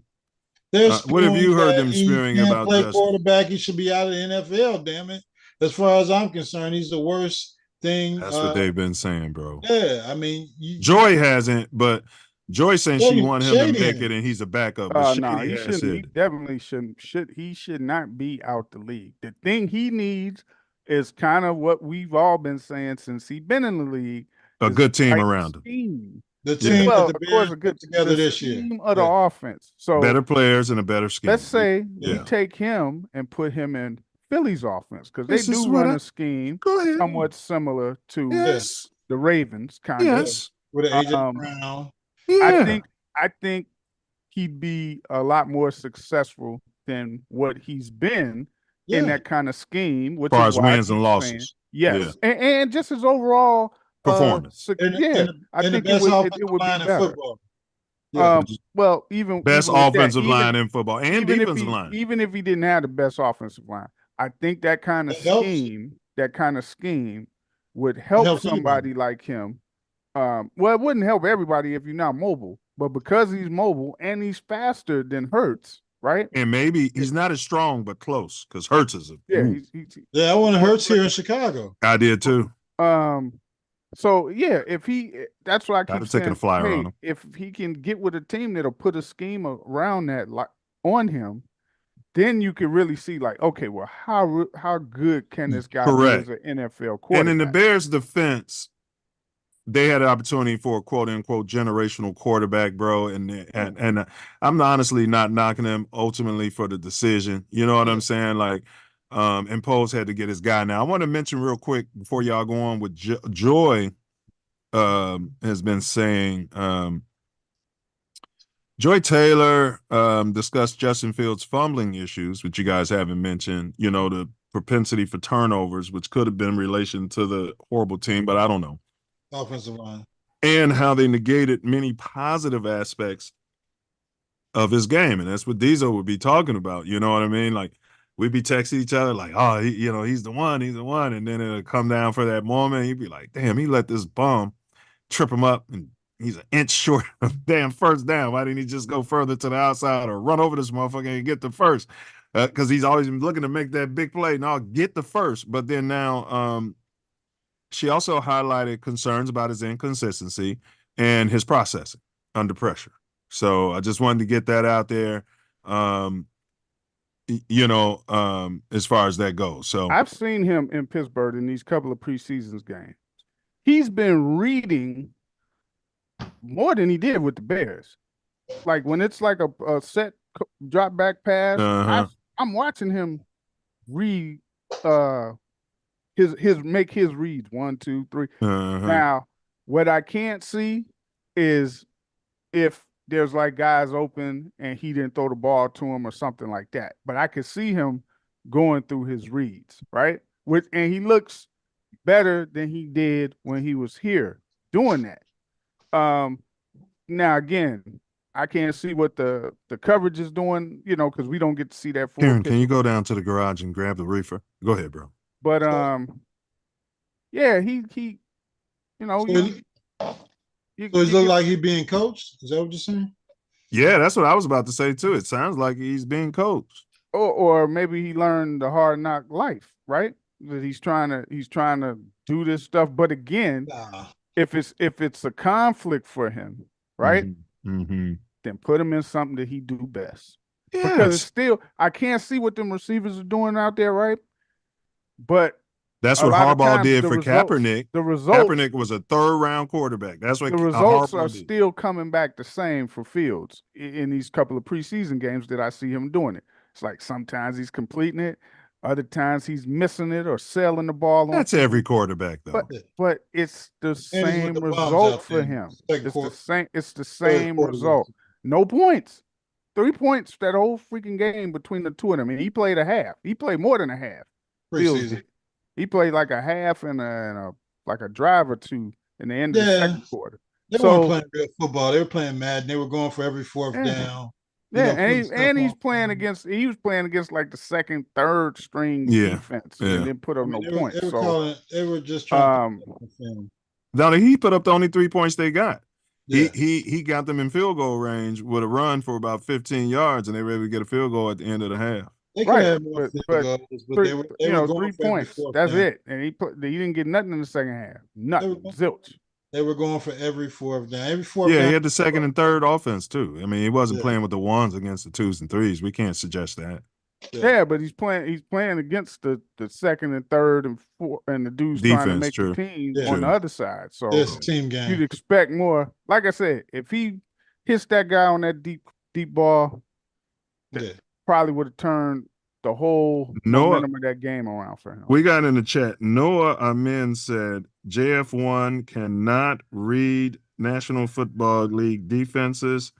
This is the reason he was just given away to the Steelers. Now, it's partially that may be true, but I don't agree with why he was given away to the Steelers. I just think that Caleb fell in our lap, and we devalued him. You know, we lowered his value with the nonsense we spewed. I was saying all last year that regardless of how they felt about him, the GM, the freaking coach, the coaching staff, everybody was supposed to be saying, just as Ace was saying, that's our quarterback. Like, Diesel, you got every right to say what you're saying. Other pundits and everybody in the world has a right to their opinion. But when you're coaching, like if you're coaching Justin Fields, you got to be saying, oh, this our guy, and we 100% believe in him. Now, you know what I'm saying? And they weren't doing that, man. They were feeding into, oh, we're still trying to make a decision. And his value was just going down, down, down when it was going up. He was rated like 77 by the NFL players in the top 100. You know what? The way it's looking, that we're probably going to get, what could the pick be? Is a fourth? Yeah, I think it could be a fourth if he plays more than 50% of the downs. It looks like he's going to play, unless he gets hurt, right? Right. He looks like he's going to play more because he's probably going to, again, just looking at what those two have done, he's starting over Russell because he's got the one thing Russell can't do no more, a skateboard artist. And he's got a future. Now Russell, if they were the same age, my decision would probably be a little different. But at least you have a potential future in Justin. Yeah. And Russell, I mean, he'd have to be on a team that's already put together to win a Super Bowl. He'd have to go to KC because Mahomes got hurt to even have a chance at something like that, winning two playoff games. Yeah. Yeah, but no, I'm starting Justin. I think Russell in the Nick Foles era of his career, where he come in as a backup and guide you maybe into the playoffs, or he's what did I kept saying last year? He plays like he's concussed. He plays like he got sciatica and he needs to take a shit. He's slower in his movements and reads and just his overall. And you don't want to take them big hits no more. I don't know nothing about that CTE stuff.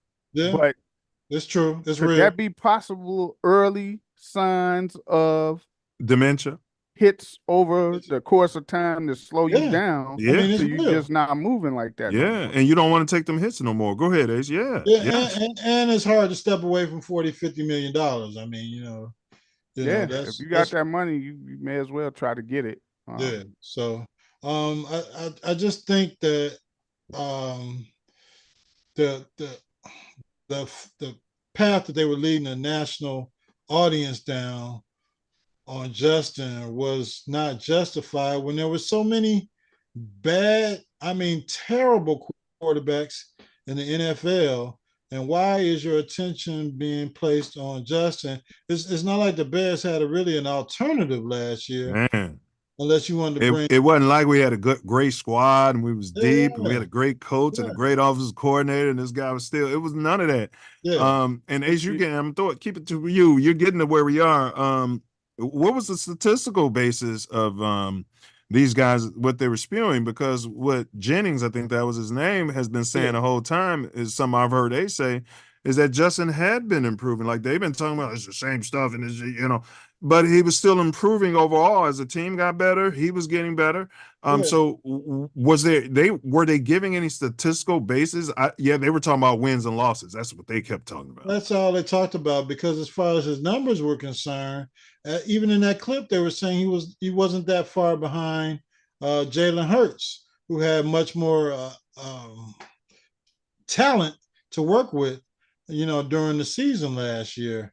and their team faltered in the end of the season and weren't able to do anything in the playoffs. So Joy Taylor, she was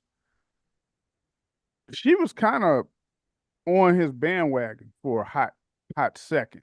That was after he started playing good. She tried to hedge her bets. Go ahead. But she always would say, he took some pictures of her. Yeah, go ahead. She would always say the eye test. You just watch him and you're like, you know what?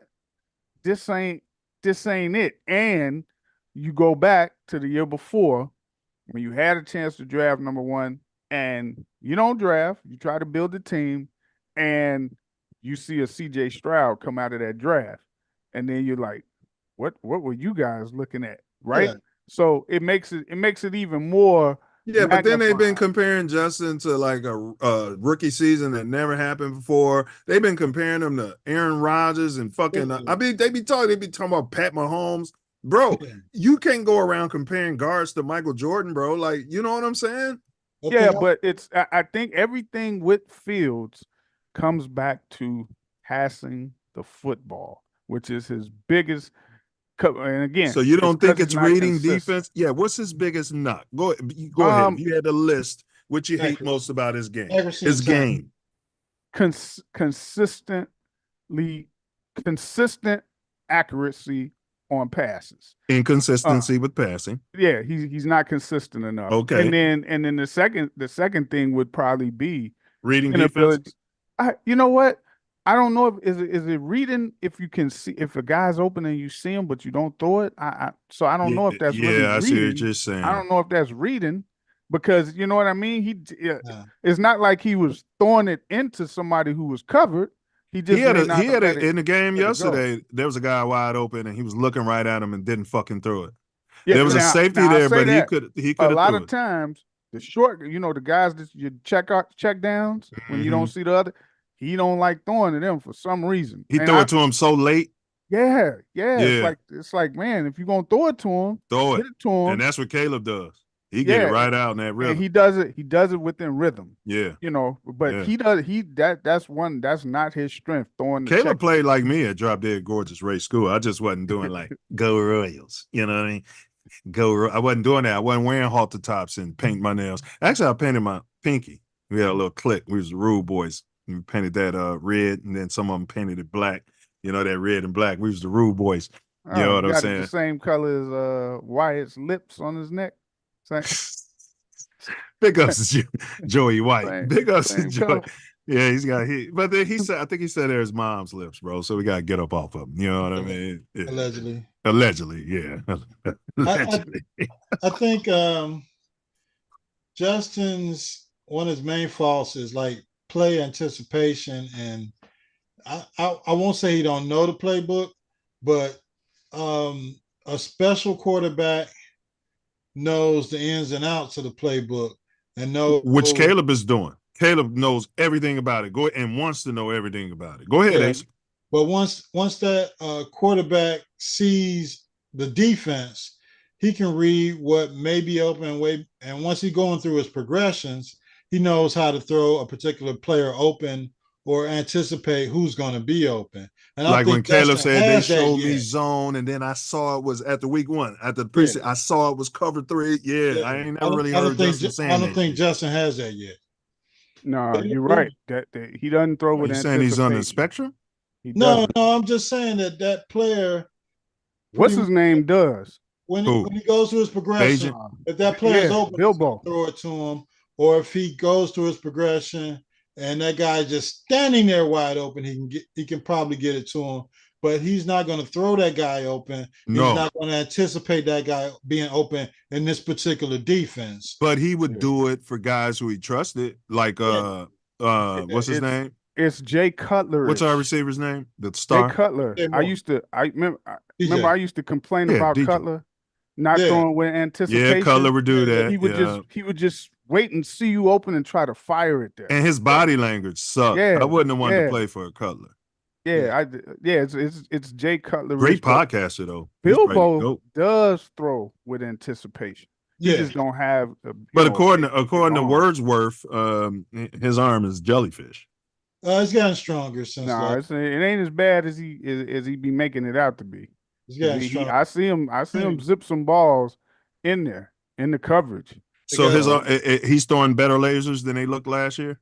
I think he's working. He's done a hell of a workout. Yeah, and he's working more with the strength and conditioning. Yeah.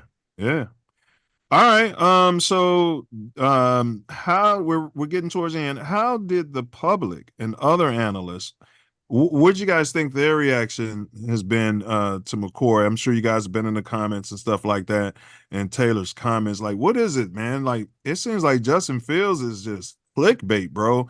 Like, man, they show any video of Justin and the comments just go crazy, bro. And it's like 50% of the people say it wasn't his fault, 50% are saying the other. But how's the world reacting to these guys' hatred, alleged hatred for Justin Fields? I don't think that so the Shady's takes on him are a little more, they're more harsh, I guess. Personal?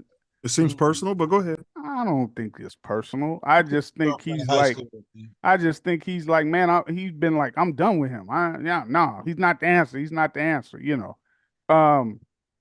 I wish he could see it like how I see it, like put him in an offense for what he does best, and then let's see what he does. You know, if you said something like that, you'd be more fair-minded than, you know, a lot of his takes on him just off of what you're seeing him in those games, because he hasn't been, since he's been in the league, in an offense that's geared like that toward what he does well. Towards his skill set. Yeah, and, you know, they got coordinators out there that call those kind of schemes, that they're great at those kind of schemes. Greg Roman. I was calling for him last year. We should have fired the OC midseason and brought in Roman. And, you know, that's what he would need. Maybe Tomlin can get like an assistant coordinator, because, you know, it'd be an insult to fire your coordinator. Your coordinator would be like, fire that player. I want a different player. I don't need him. I want a different player. So, you know, but you're going to have to do something, because if he's your starter, they're not going to succeed playing that traditional 3-wide drop back that the Steelers been doing the past several years, man. Even if it's 2 tight ends and 2 wides, if you that's what ruined Russell Wilson's. He decided, I'm going to be a traditional quarterback. You know what I mean? That's what was his beef with Seattle, and that's why they let him go. You know, he wanted to prove. He was like Bob Hambrick, Coach Bob Hambrick, the legendary, rest his soul, coach of Chicago Simeon.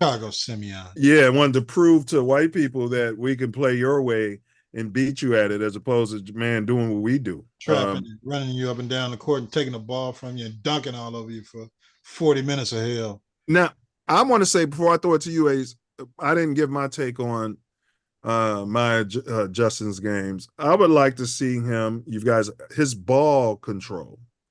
With that kind of speed, man, every quarterback from, you mentioned him earlier, RG3, they got a certain wiggle. What was the pink dude? He was the backup for Joe Montana, and he's on Steve Young. Man, even when he's on Tampa, they come in with a certain wiggle, man. Even Bilbo be doing that, man. That was never Justin. He was standing behind that huge offensive line at Ohio State and throwing the guys that were wide open. And he was and even in high school, he was always more athletic than everybody and could probably get away with more. Yeah. But Ace, what was how did the public and other analysts, how were they reacting to Joy and those comments? And then we're going to get into where the hate's coming from, you guys, in your opinion, and then we'll close it out.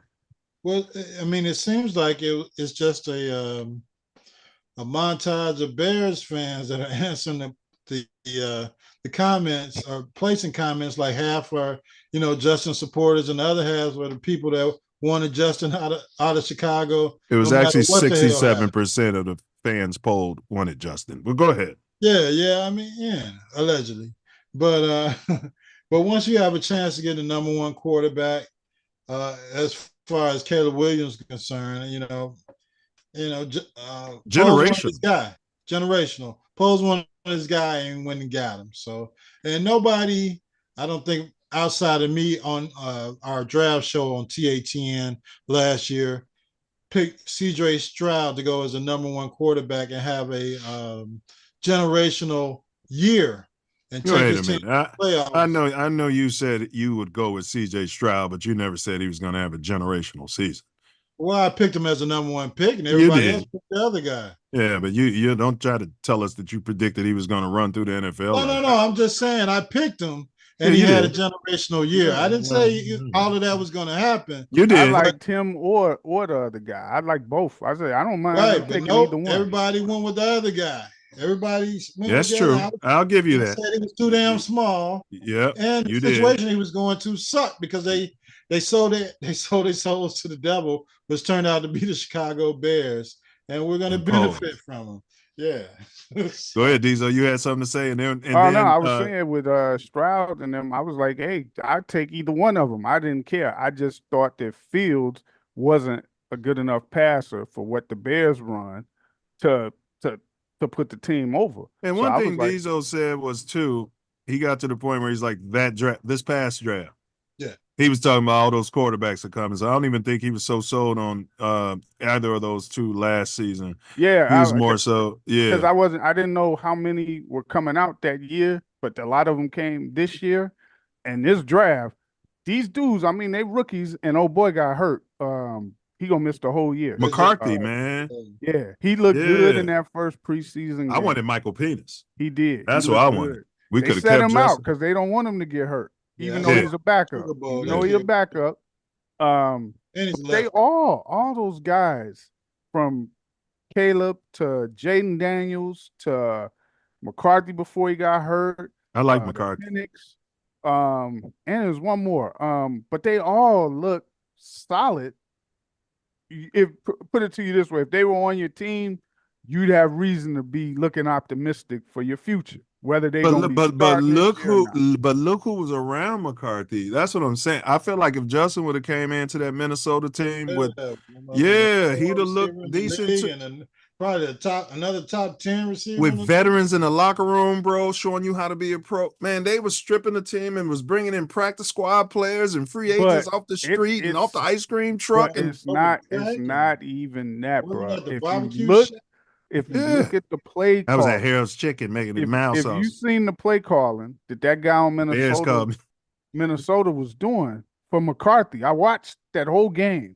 Yeah, you know, and those plays that he was calling for him, yeah, I was like, man, he just basically not. They weren't like traditional dropbacks. They were like kind of like slight rollouts, slight bootlegs, crosses here, crosses there, and as soon as the crosser get open, he's throwing it. Zipping it. He's running it. Yeah. But they've been watching that guy for years in Michigan. Yeah. Yeah. It was just he was hidden more because Harbaugh tried to run it a lot. Correct. Harbaugh tried to run it, so you can't. We should have had Harbaugh on here as a coach. Evaluate him. Harder to evaluate how he could pass, but he was hitting them dudes. I was like, man, who the hell they playing? And they was playing the Raiders, right? So I was like, well, I'm gonna have to see it again the next week on a different team. And then he tore his meniscus. That was it. Out for the year. Yeah. Like, all right, damn. Ace, you got anything to add before we get to you guys' final words? And then because if you don't have nothing to add, where's the hate coming from in your opinion? And then jump into your final words after what you add. I don't know if Justin took Joy out as a rookie. Met her at what is that, the NFL draft day party, and got the vitamin D draft day party where they get this. Got some pictures of her, and I don't know what the hell happened, or he took Shady's girlfriend at the draft day party, and but the fact that there were so many quarterbacks that were hurt and doing nowhere near the work that Justin had been doing as a starting quarterback is just amazing, that the vitriol and the hate that they spewed for him for the entire season just to get him or out of Chicago or to get Caleb drafted. I don't know, maybe, they were friends of Caleb, but Caleb is our quarterback, and that's the way it's going to be.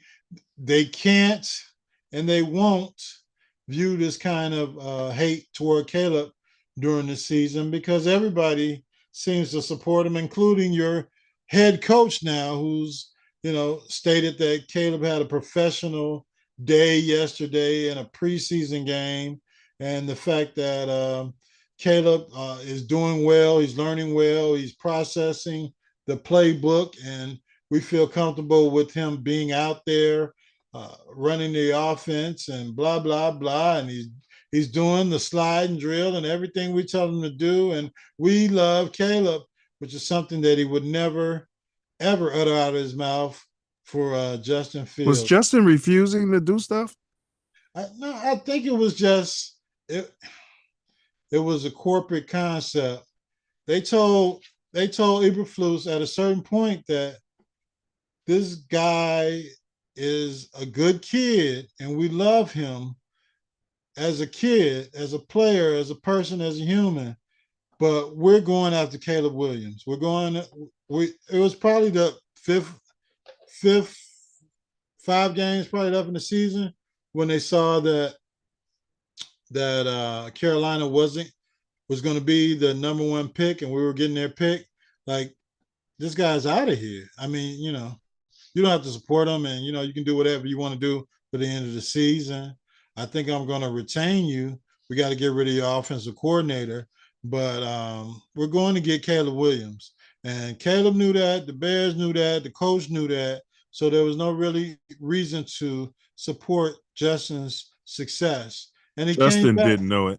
Yeah, he came back. When did he come? He came back after the New Orleans game. After the Carolina game, which he should have played in that game too. Yeah. And, so they knew that for the most part, they knew, period. That I knew they moved off of him, bro, when they didn't start him in that Carolina game. I knew that decision was. They should have traded him last year. No, I agree. I was just adding that. And you can let me know when you finish, but I was saying, I agree, man. But I think they moved off Justin when they decided not to start him in that Carolina game, and they was giving that BS about we want him healthy to close it out. No, get him that W. Yeah, and having him out there getting the W helped you twofold because it got you closer to Carolina, getting at being the worst team in the NFL. You get a number 1 draft, and it increased Justin's value against Carolina. 100%.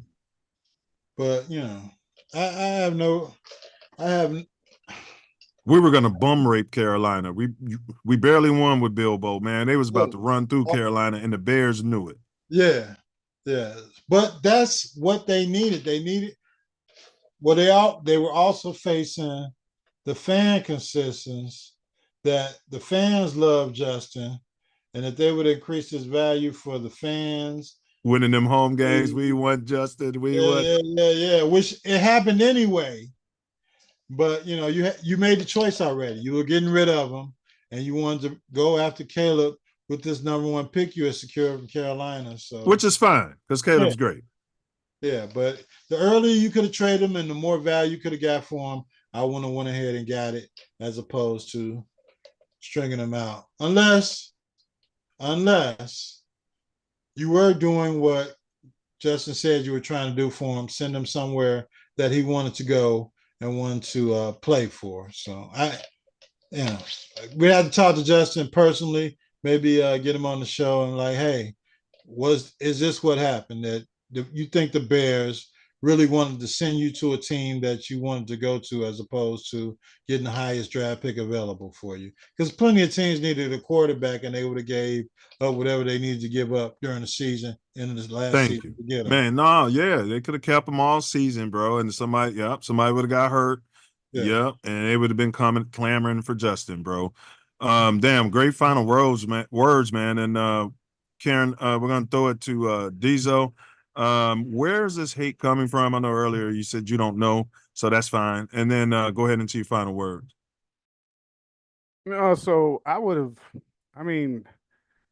it's when you say hate, I think, or maybe you should characterize it as the negative from the takes, more from Shady, from the press, from different people in the press that talk Yes. bad about his game, right? What you don't hear most of them saying is what we've been saying.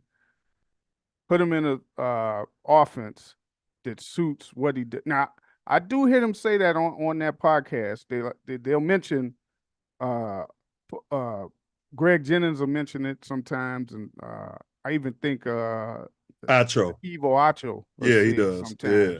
But he's been convinced to hate Justin now. He's been pulled to the other side. But put him in an offense that what he does well, and instead of what he doesn't do well, and see what you get. I think the Bears should have traded him in the season when he was missing those couple of games. I would have traded him then. The Bears were in a pickle because it was like a slight chance you could end up making the playoffs. So you wanted him to be on the team if you made the playoffs. But that would have been a disaster for their overall plans. But go ahead.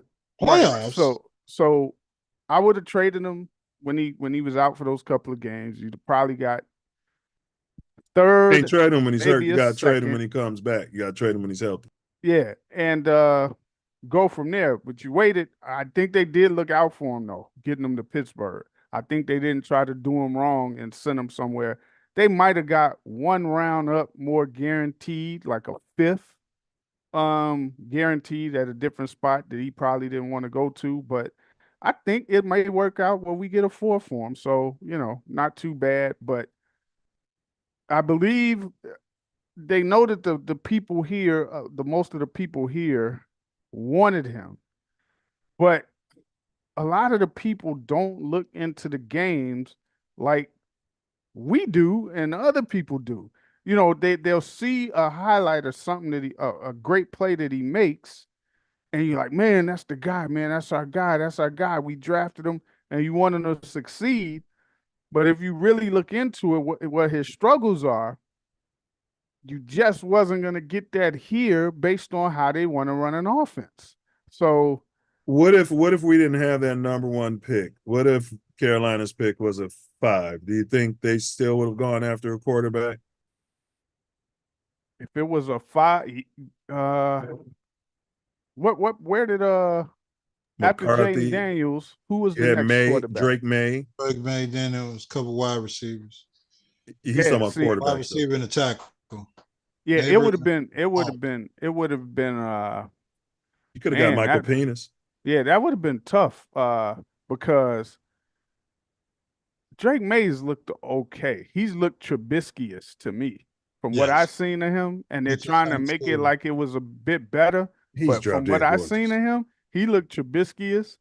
The other two, Jaden Daniels and Caleb, they've looked. So, I mean, if we were at the 2, I wouldn't mind, like I said, I wouldn't mind Jaden Daniels. He's actually more accurate on traditional plays from the pocket. He's not as accurate as Caleb when you think Poles would have moved up and gone after one of those guys?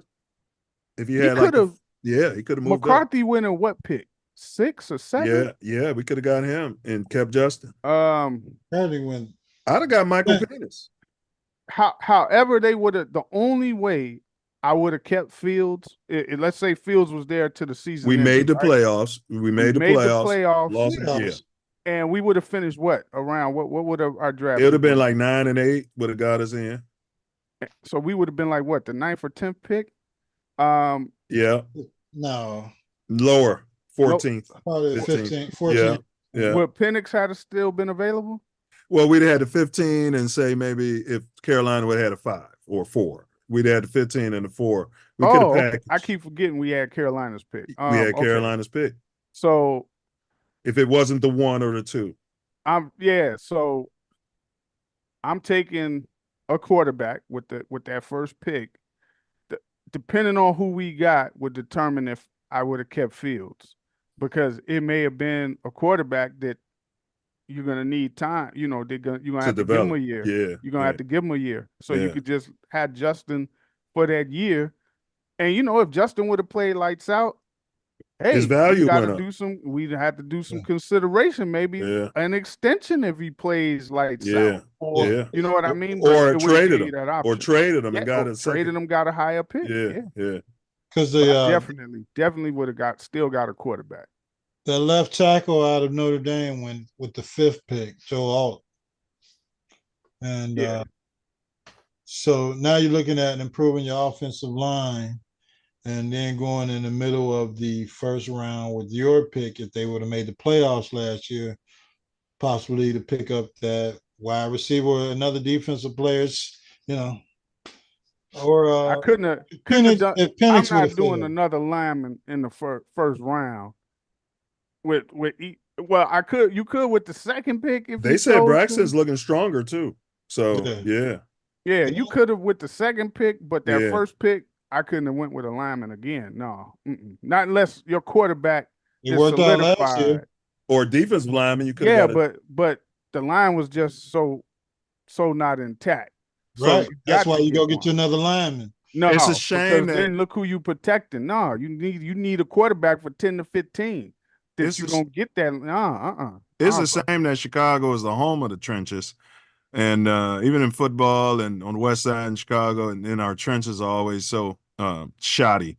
But great final words. You want to wrap it up, say anything else before you bounce out, Diesel? Nah. Oh, don't forget the Sox game this weekend. The Buckets jerseys. shit. The Buckets jerseys, man. Them Man, I'm them not going to football watch jerseys. Them is the nice, Sox, man. That game's gonna suck. Hey, go get you the jersey and leave, man. You can buy the Yeah. cheapest ticket, get the jersey, bounce. Big ups to Big Dick Buckus. And are they sitting all the starters? Who? Yeah, they should. Yeah. But he didn't They say play he was Thursday. necessarily. Fluke Kansas said, City. yeah, he said we're going to sit down, we're going to talk about it. Yeah, watch They're the film. basically letting Caleb do what he wants, what's Get his best for OJT. Caleb, and You gotta they get wouldn't that do that for OJT. Justin. They would. I guarantee if Justin said I want to play against Carolina, if he said I want to play these preseason games, see Justin was too coachable because his dad's 12. Caleb probably be more like, nah, I want to play. I need to play. I need to play. You know what I'm saying? Like, put me out there. Yeah. Yeah. And they respect where he's coming from more because he's a genius. But I mean, they got an extra game, but Caleb didn't play in the first game. And we know Mahomes isn't playing, so I wouldn't play him. I wouldn't play. Yeah. I would probably play our starting offensive line and put Bilbo back there. They need work. That line needs work, and but I wouldn't play none of the skill positions. Yeah, I wouldn't play Caleb. He's played 2 games already. And I got wish a lot he would of have played the first one, but he got more time. Yeah, in both of those games. No, I wouldn't play him. I'm Yeah, putting the 2, 3s, and 4s out there. After McCarthy got hurt too. No, we ain't playing him. Yeah, it's And you got quite a few people getting hurt too, man. Yeah. You got 3 other quarterbacks out there, so put them guys out there. Yeah, let those other guys. For the guys that are trying to make the roster, Yeah, put 100%. Velas out there as the starting running back. And Put see Velas. No, we He should put be- Velas out there as a starting 2 or 3 receiver, and let that other dude be back there as the That's second, Hoff. third. That's Hoff Velas to you guys. All right, you're not gonna. That's Hoff Velas. No, you Hall put of him- Fame Jones. Ian Miller is playing the entire second half, so yeah, Yeah, let them dudes see if they can make the team, man. yeah, for sure. Hey, great takes. I knew you was gonna show up. We got Justin's name in the towel. You know, all we got to do is put Justin Now, Fields. This guy what's the cancel all topic his. next week? Oh, we're on Tom Brady's ass. Drop Drop dead Dead gorgeous. Gorgeous Tom Brady. Is he the GOAT or is it more privilege? We're gonna go into like all the calls he was getting and stuff like that. He's the go-to contracts. I guarantee you that. Yeah. Is he truly the GOAT? You know what I mean? Would he have been getting those tuck calls and no tuck rule calls and all of that? If he was Brady Justin even said Fields- that was a fumble. Oh, one thing before we go. Did y'all see? I Big up, kind of Tom. liked it. Where in the game when it's a certain call on the field, they do like this. In terms of like the measurement of the ball, so where the team don't even have to challenge. You know how when we could see like the first down marker or Mhm. whatever, that imaginary line, Mhm. where they got some technology where they put the line and then they're giving a quick review from somewhere else and say, hey, no, this is first down or it's not or whatever. Oh yeah, And- there's a chip in the ball now.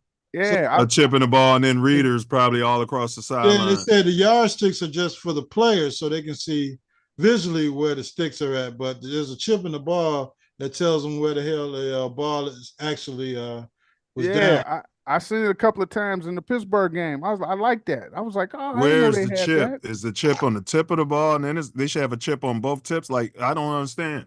If the chip is in the middle of the ball, I'm Changing confused. the ball, isn't it? I don't know. I just know that line that it's put out there, and the coach don't have to challenge or whatever, and it like comes back, and then they give you really got 3 challenges. So now, if you challenge once, you got 2, and if you get 1 right, you get another one. Oh, you don't have to get 2 right no more. No. Right. It used to be you had to get both of them right to get the 3rd one. Yeah, no, you get 1 right, you got 3. You got another one on the end. Right, So we got some rules like, changed. yeah, that's pretty cool. But this rule that they're doing with the line, it's only a test during preseason. Right. They don't know if they're going to implement it. Yeah, they got to check the tech out. Yeah. So there's those two Packer games fans tonight can hack that, and then on, we lose a game. Preseason, I'm gonna watch and see if they're doing it on one of those games tonight. And Tom Brady would have protested that because it would have altered the flight path for the ball. You putting the chip in. Yeah, when he's deflating the balls, allegedly. I think he's before next week. I think he's the most overrated quarterback in NFL history. Wow. All right, we're gonna leave your take on that. Leave it on that. Wow. Come back on that. I'll come with facts. Don't worry. I'll be wow. Bro, you're gonna have to watch your ass out here, man. Tom Brady is like Michael Jeffrey Jones. I need a great white hope, bro. Drop dead gorgeous. Yeah. They can bring it. I'd never make it in Boston in the New England territory. I'd never make it. All right, bro. Hey, we appreciate you, man. Good to see you always. Hell yeah, be blessed out there, bro. I'm out. Don't hurt nobody out there. That's what I be telling motherfuckers when they be telling me to be safe. I ain't gonna shoot nobody in their fucking penis. All right. For me, I feel like Joy may have shown some what word am I looking for? Affection. Maybe she said something. Because Shady comes off to me like he would be an abusive type of relationship person to be in with, whether it's verbally or physically or both. And I don't know. This is just me talking. And that's how it comes off to me. Like everything he says, she agrees with it. She's always defending his point of view. She never, ever says, you know what, Shady, I disagree with you. Always, it's almost like, one's wife would be, Right. Yeah. But if they were in an abusive relationship where their opinion can't be different publicly from, their man. That's kind of what I get from that, because Shady sometimes goes off the rails. He may be suffering from CTE, so I be saying like they need to get him some, mental, psychological help. So she may have said something as innocuous as, "Oh, he's cute," you know what I mean, and and then that was it. So Joy Taylor and Shady McCoy's criticism of JF2 centers on the belief that Fields' performance issues are intrinsic rather than solely due to all of the external factors that have been discussed on today's pod. Their remarks about his accuracy, decision-making, overall effectiveness have ignited a spirited debate amongst fans, haters, and analysts.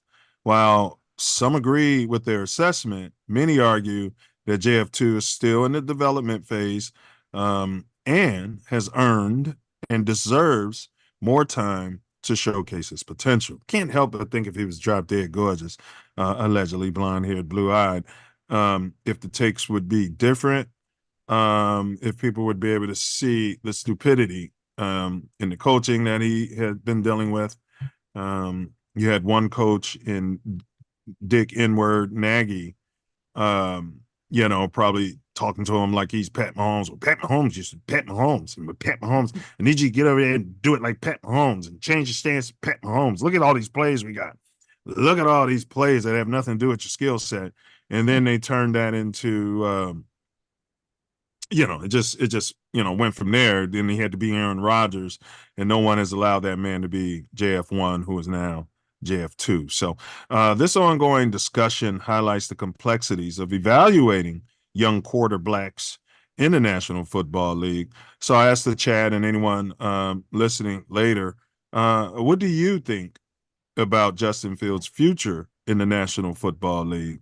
Let's get you on record, because if he goes balls out, you will have you on record. If he doesn't, you've got me on record, and we'll have you on record as well. So please drop a comment in the chat. because none of us have mastered mind reading yet. We're working on it. If you have any questions, comments, feedback, or concerns, please feel free to drop a comment below. Until next time, stay safe out there, stay healthy out there, and stay loyal to the Navy and the Orange out there. Bear down. F Green Bay. FGB. Definitely FGB. And don't forget it, baby.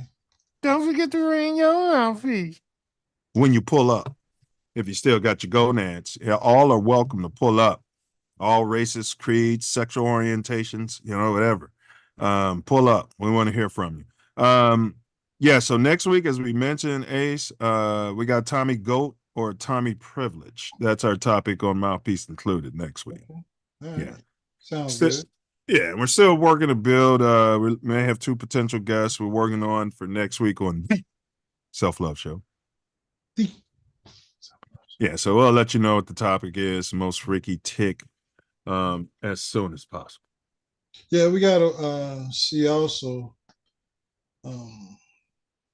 not next week, but the following week, we'll be able to count the number of quarterbacks in the NFL that are starting this upcoming season.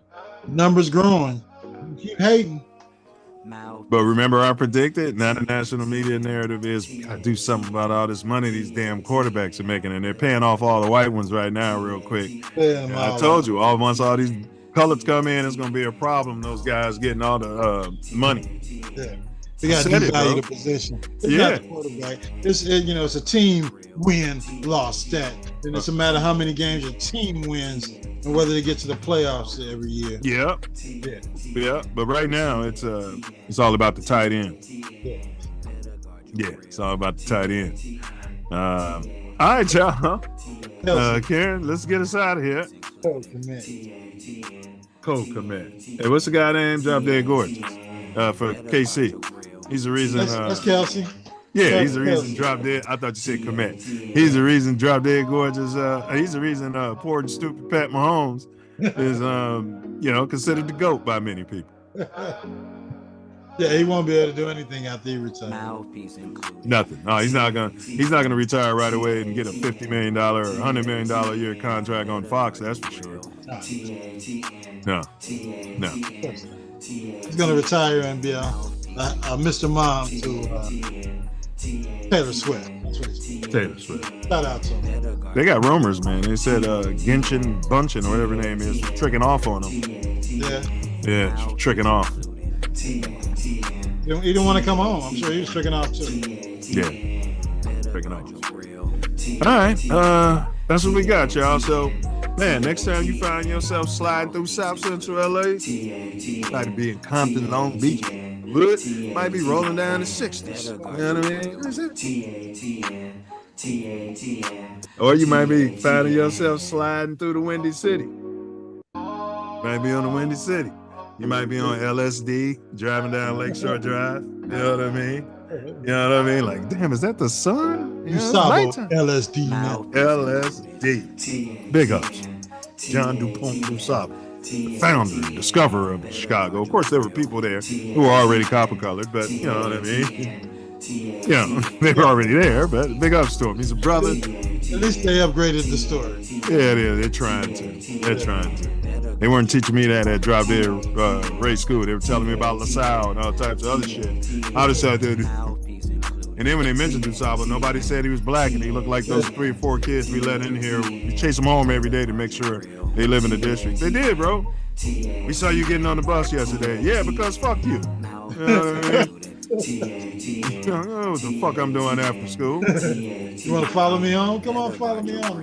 Let's get on the bus. And bro, it was the copper-colored teachers too, man. They were the ones following you home and then coming and telling the principal and shit.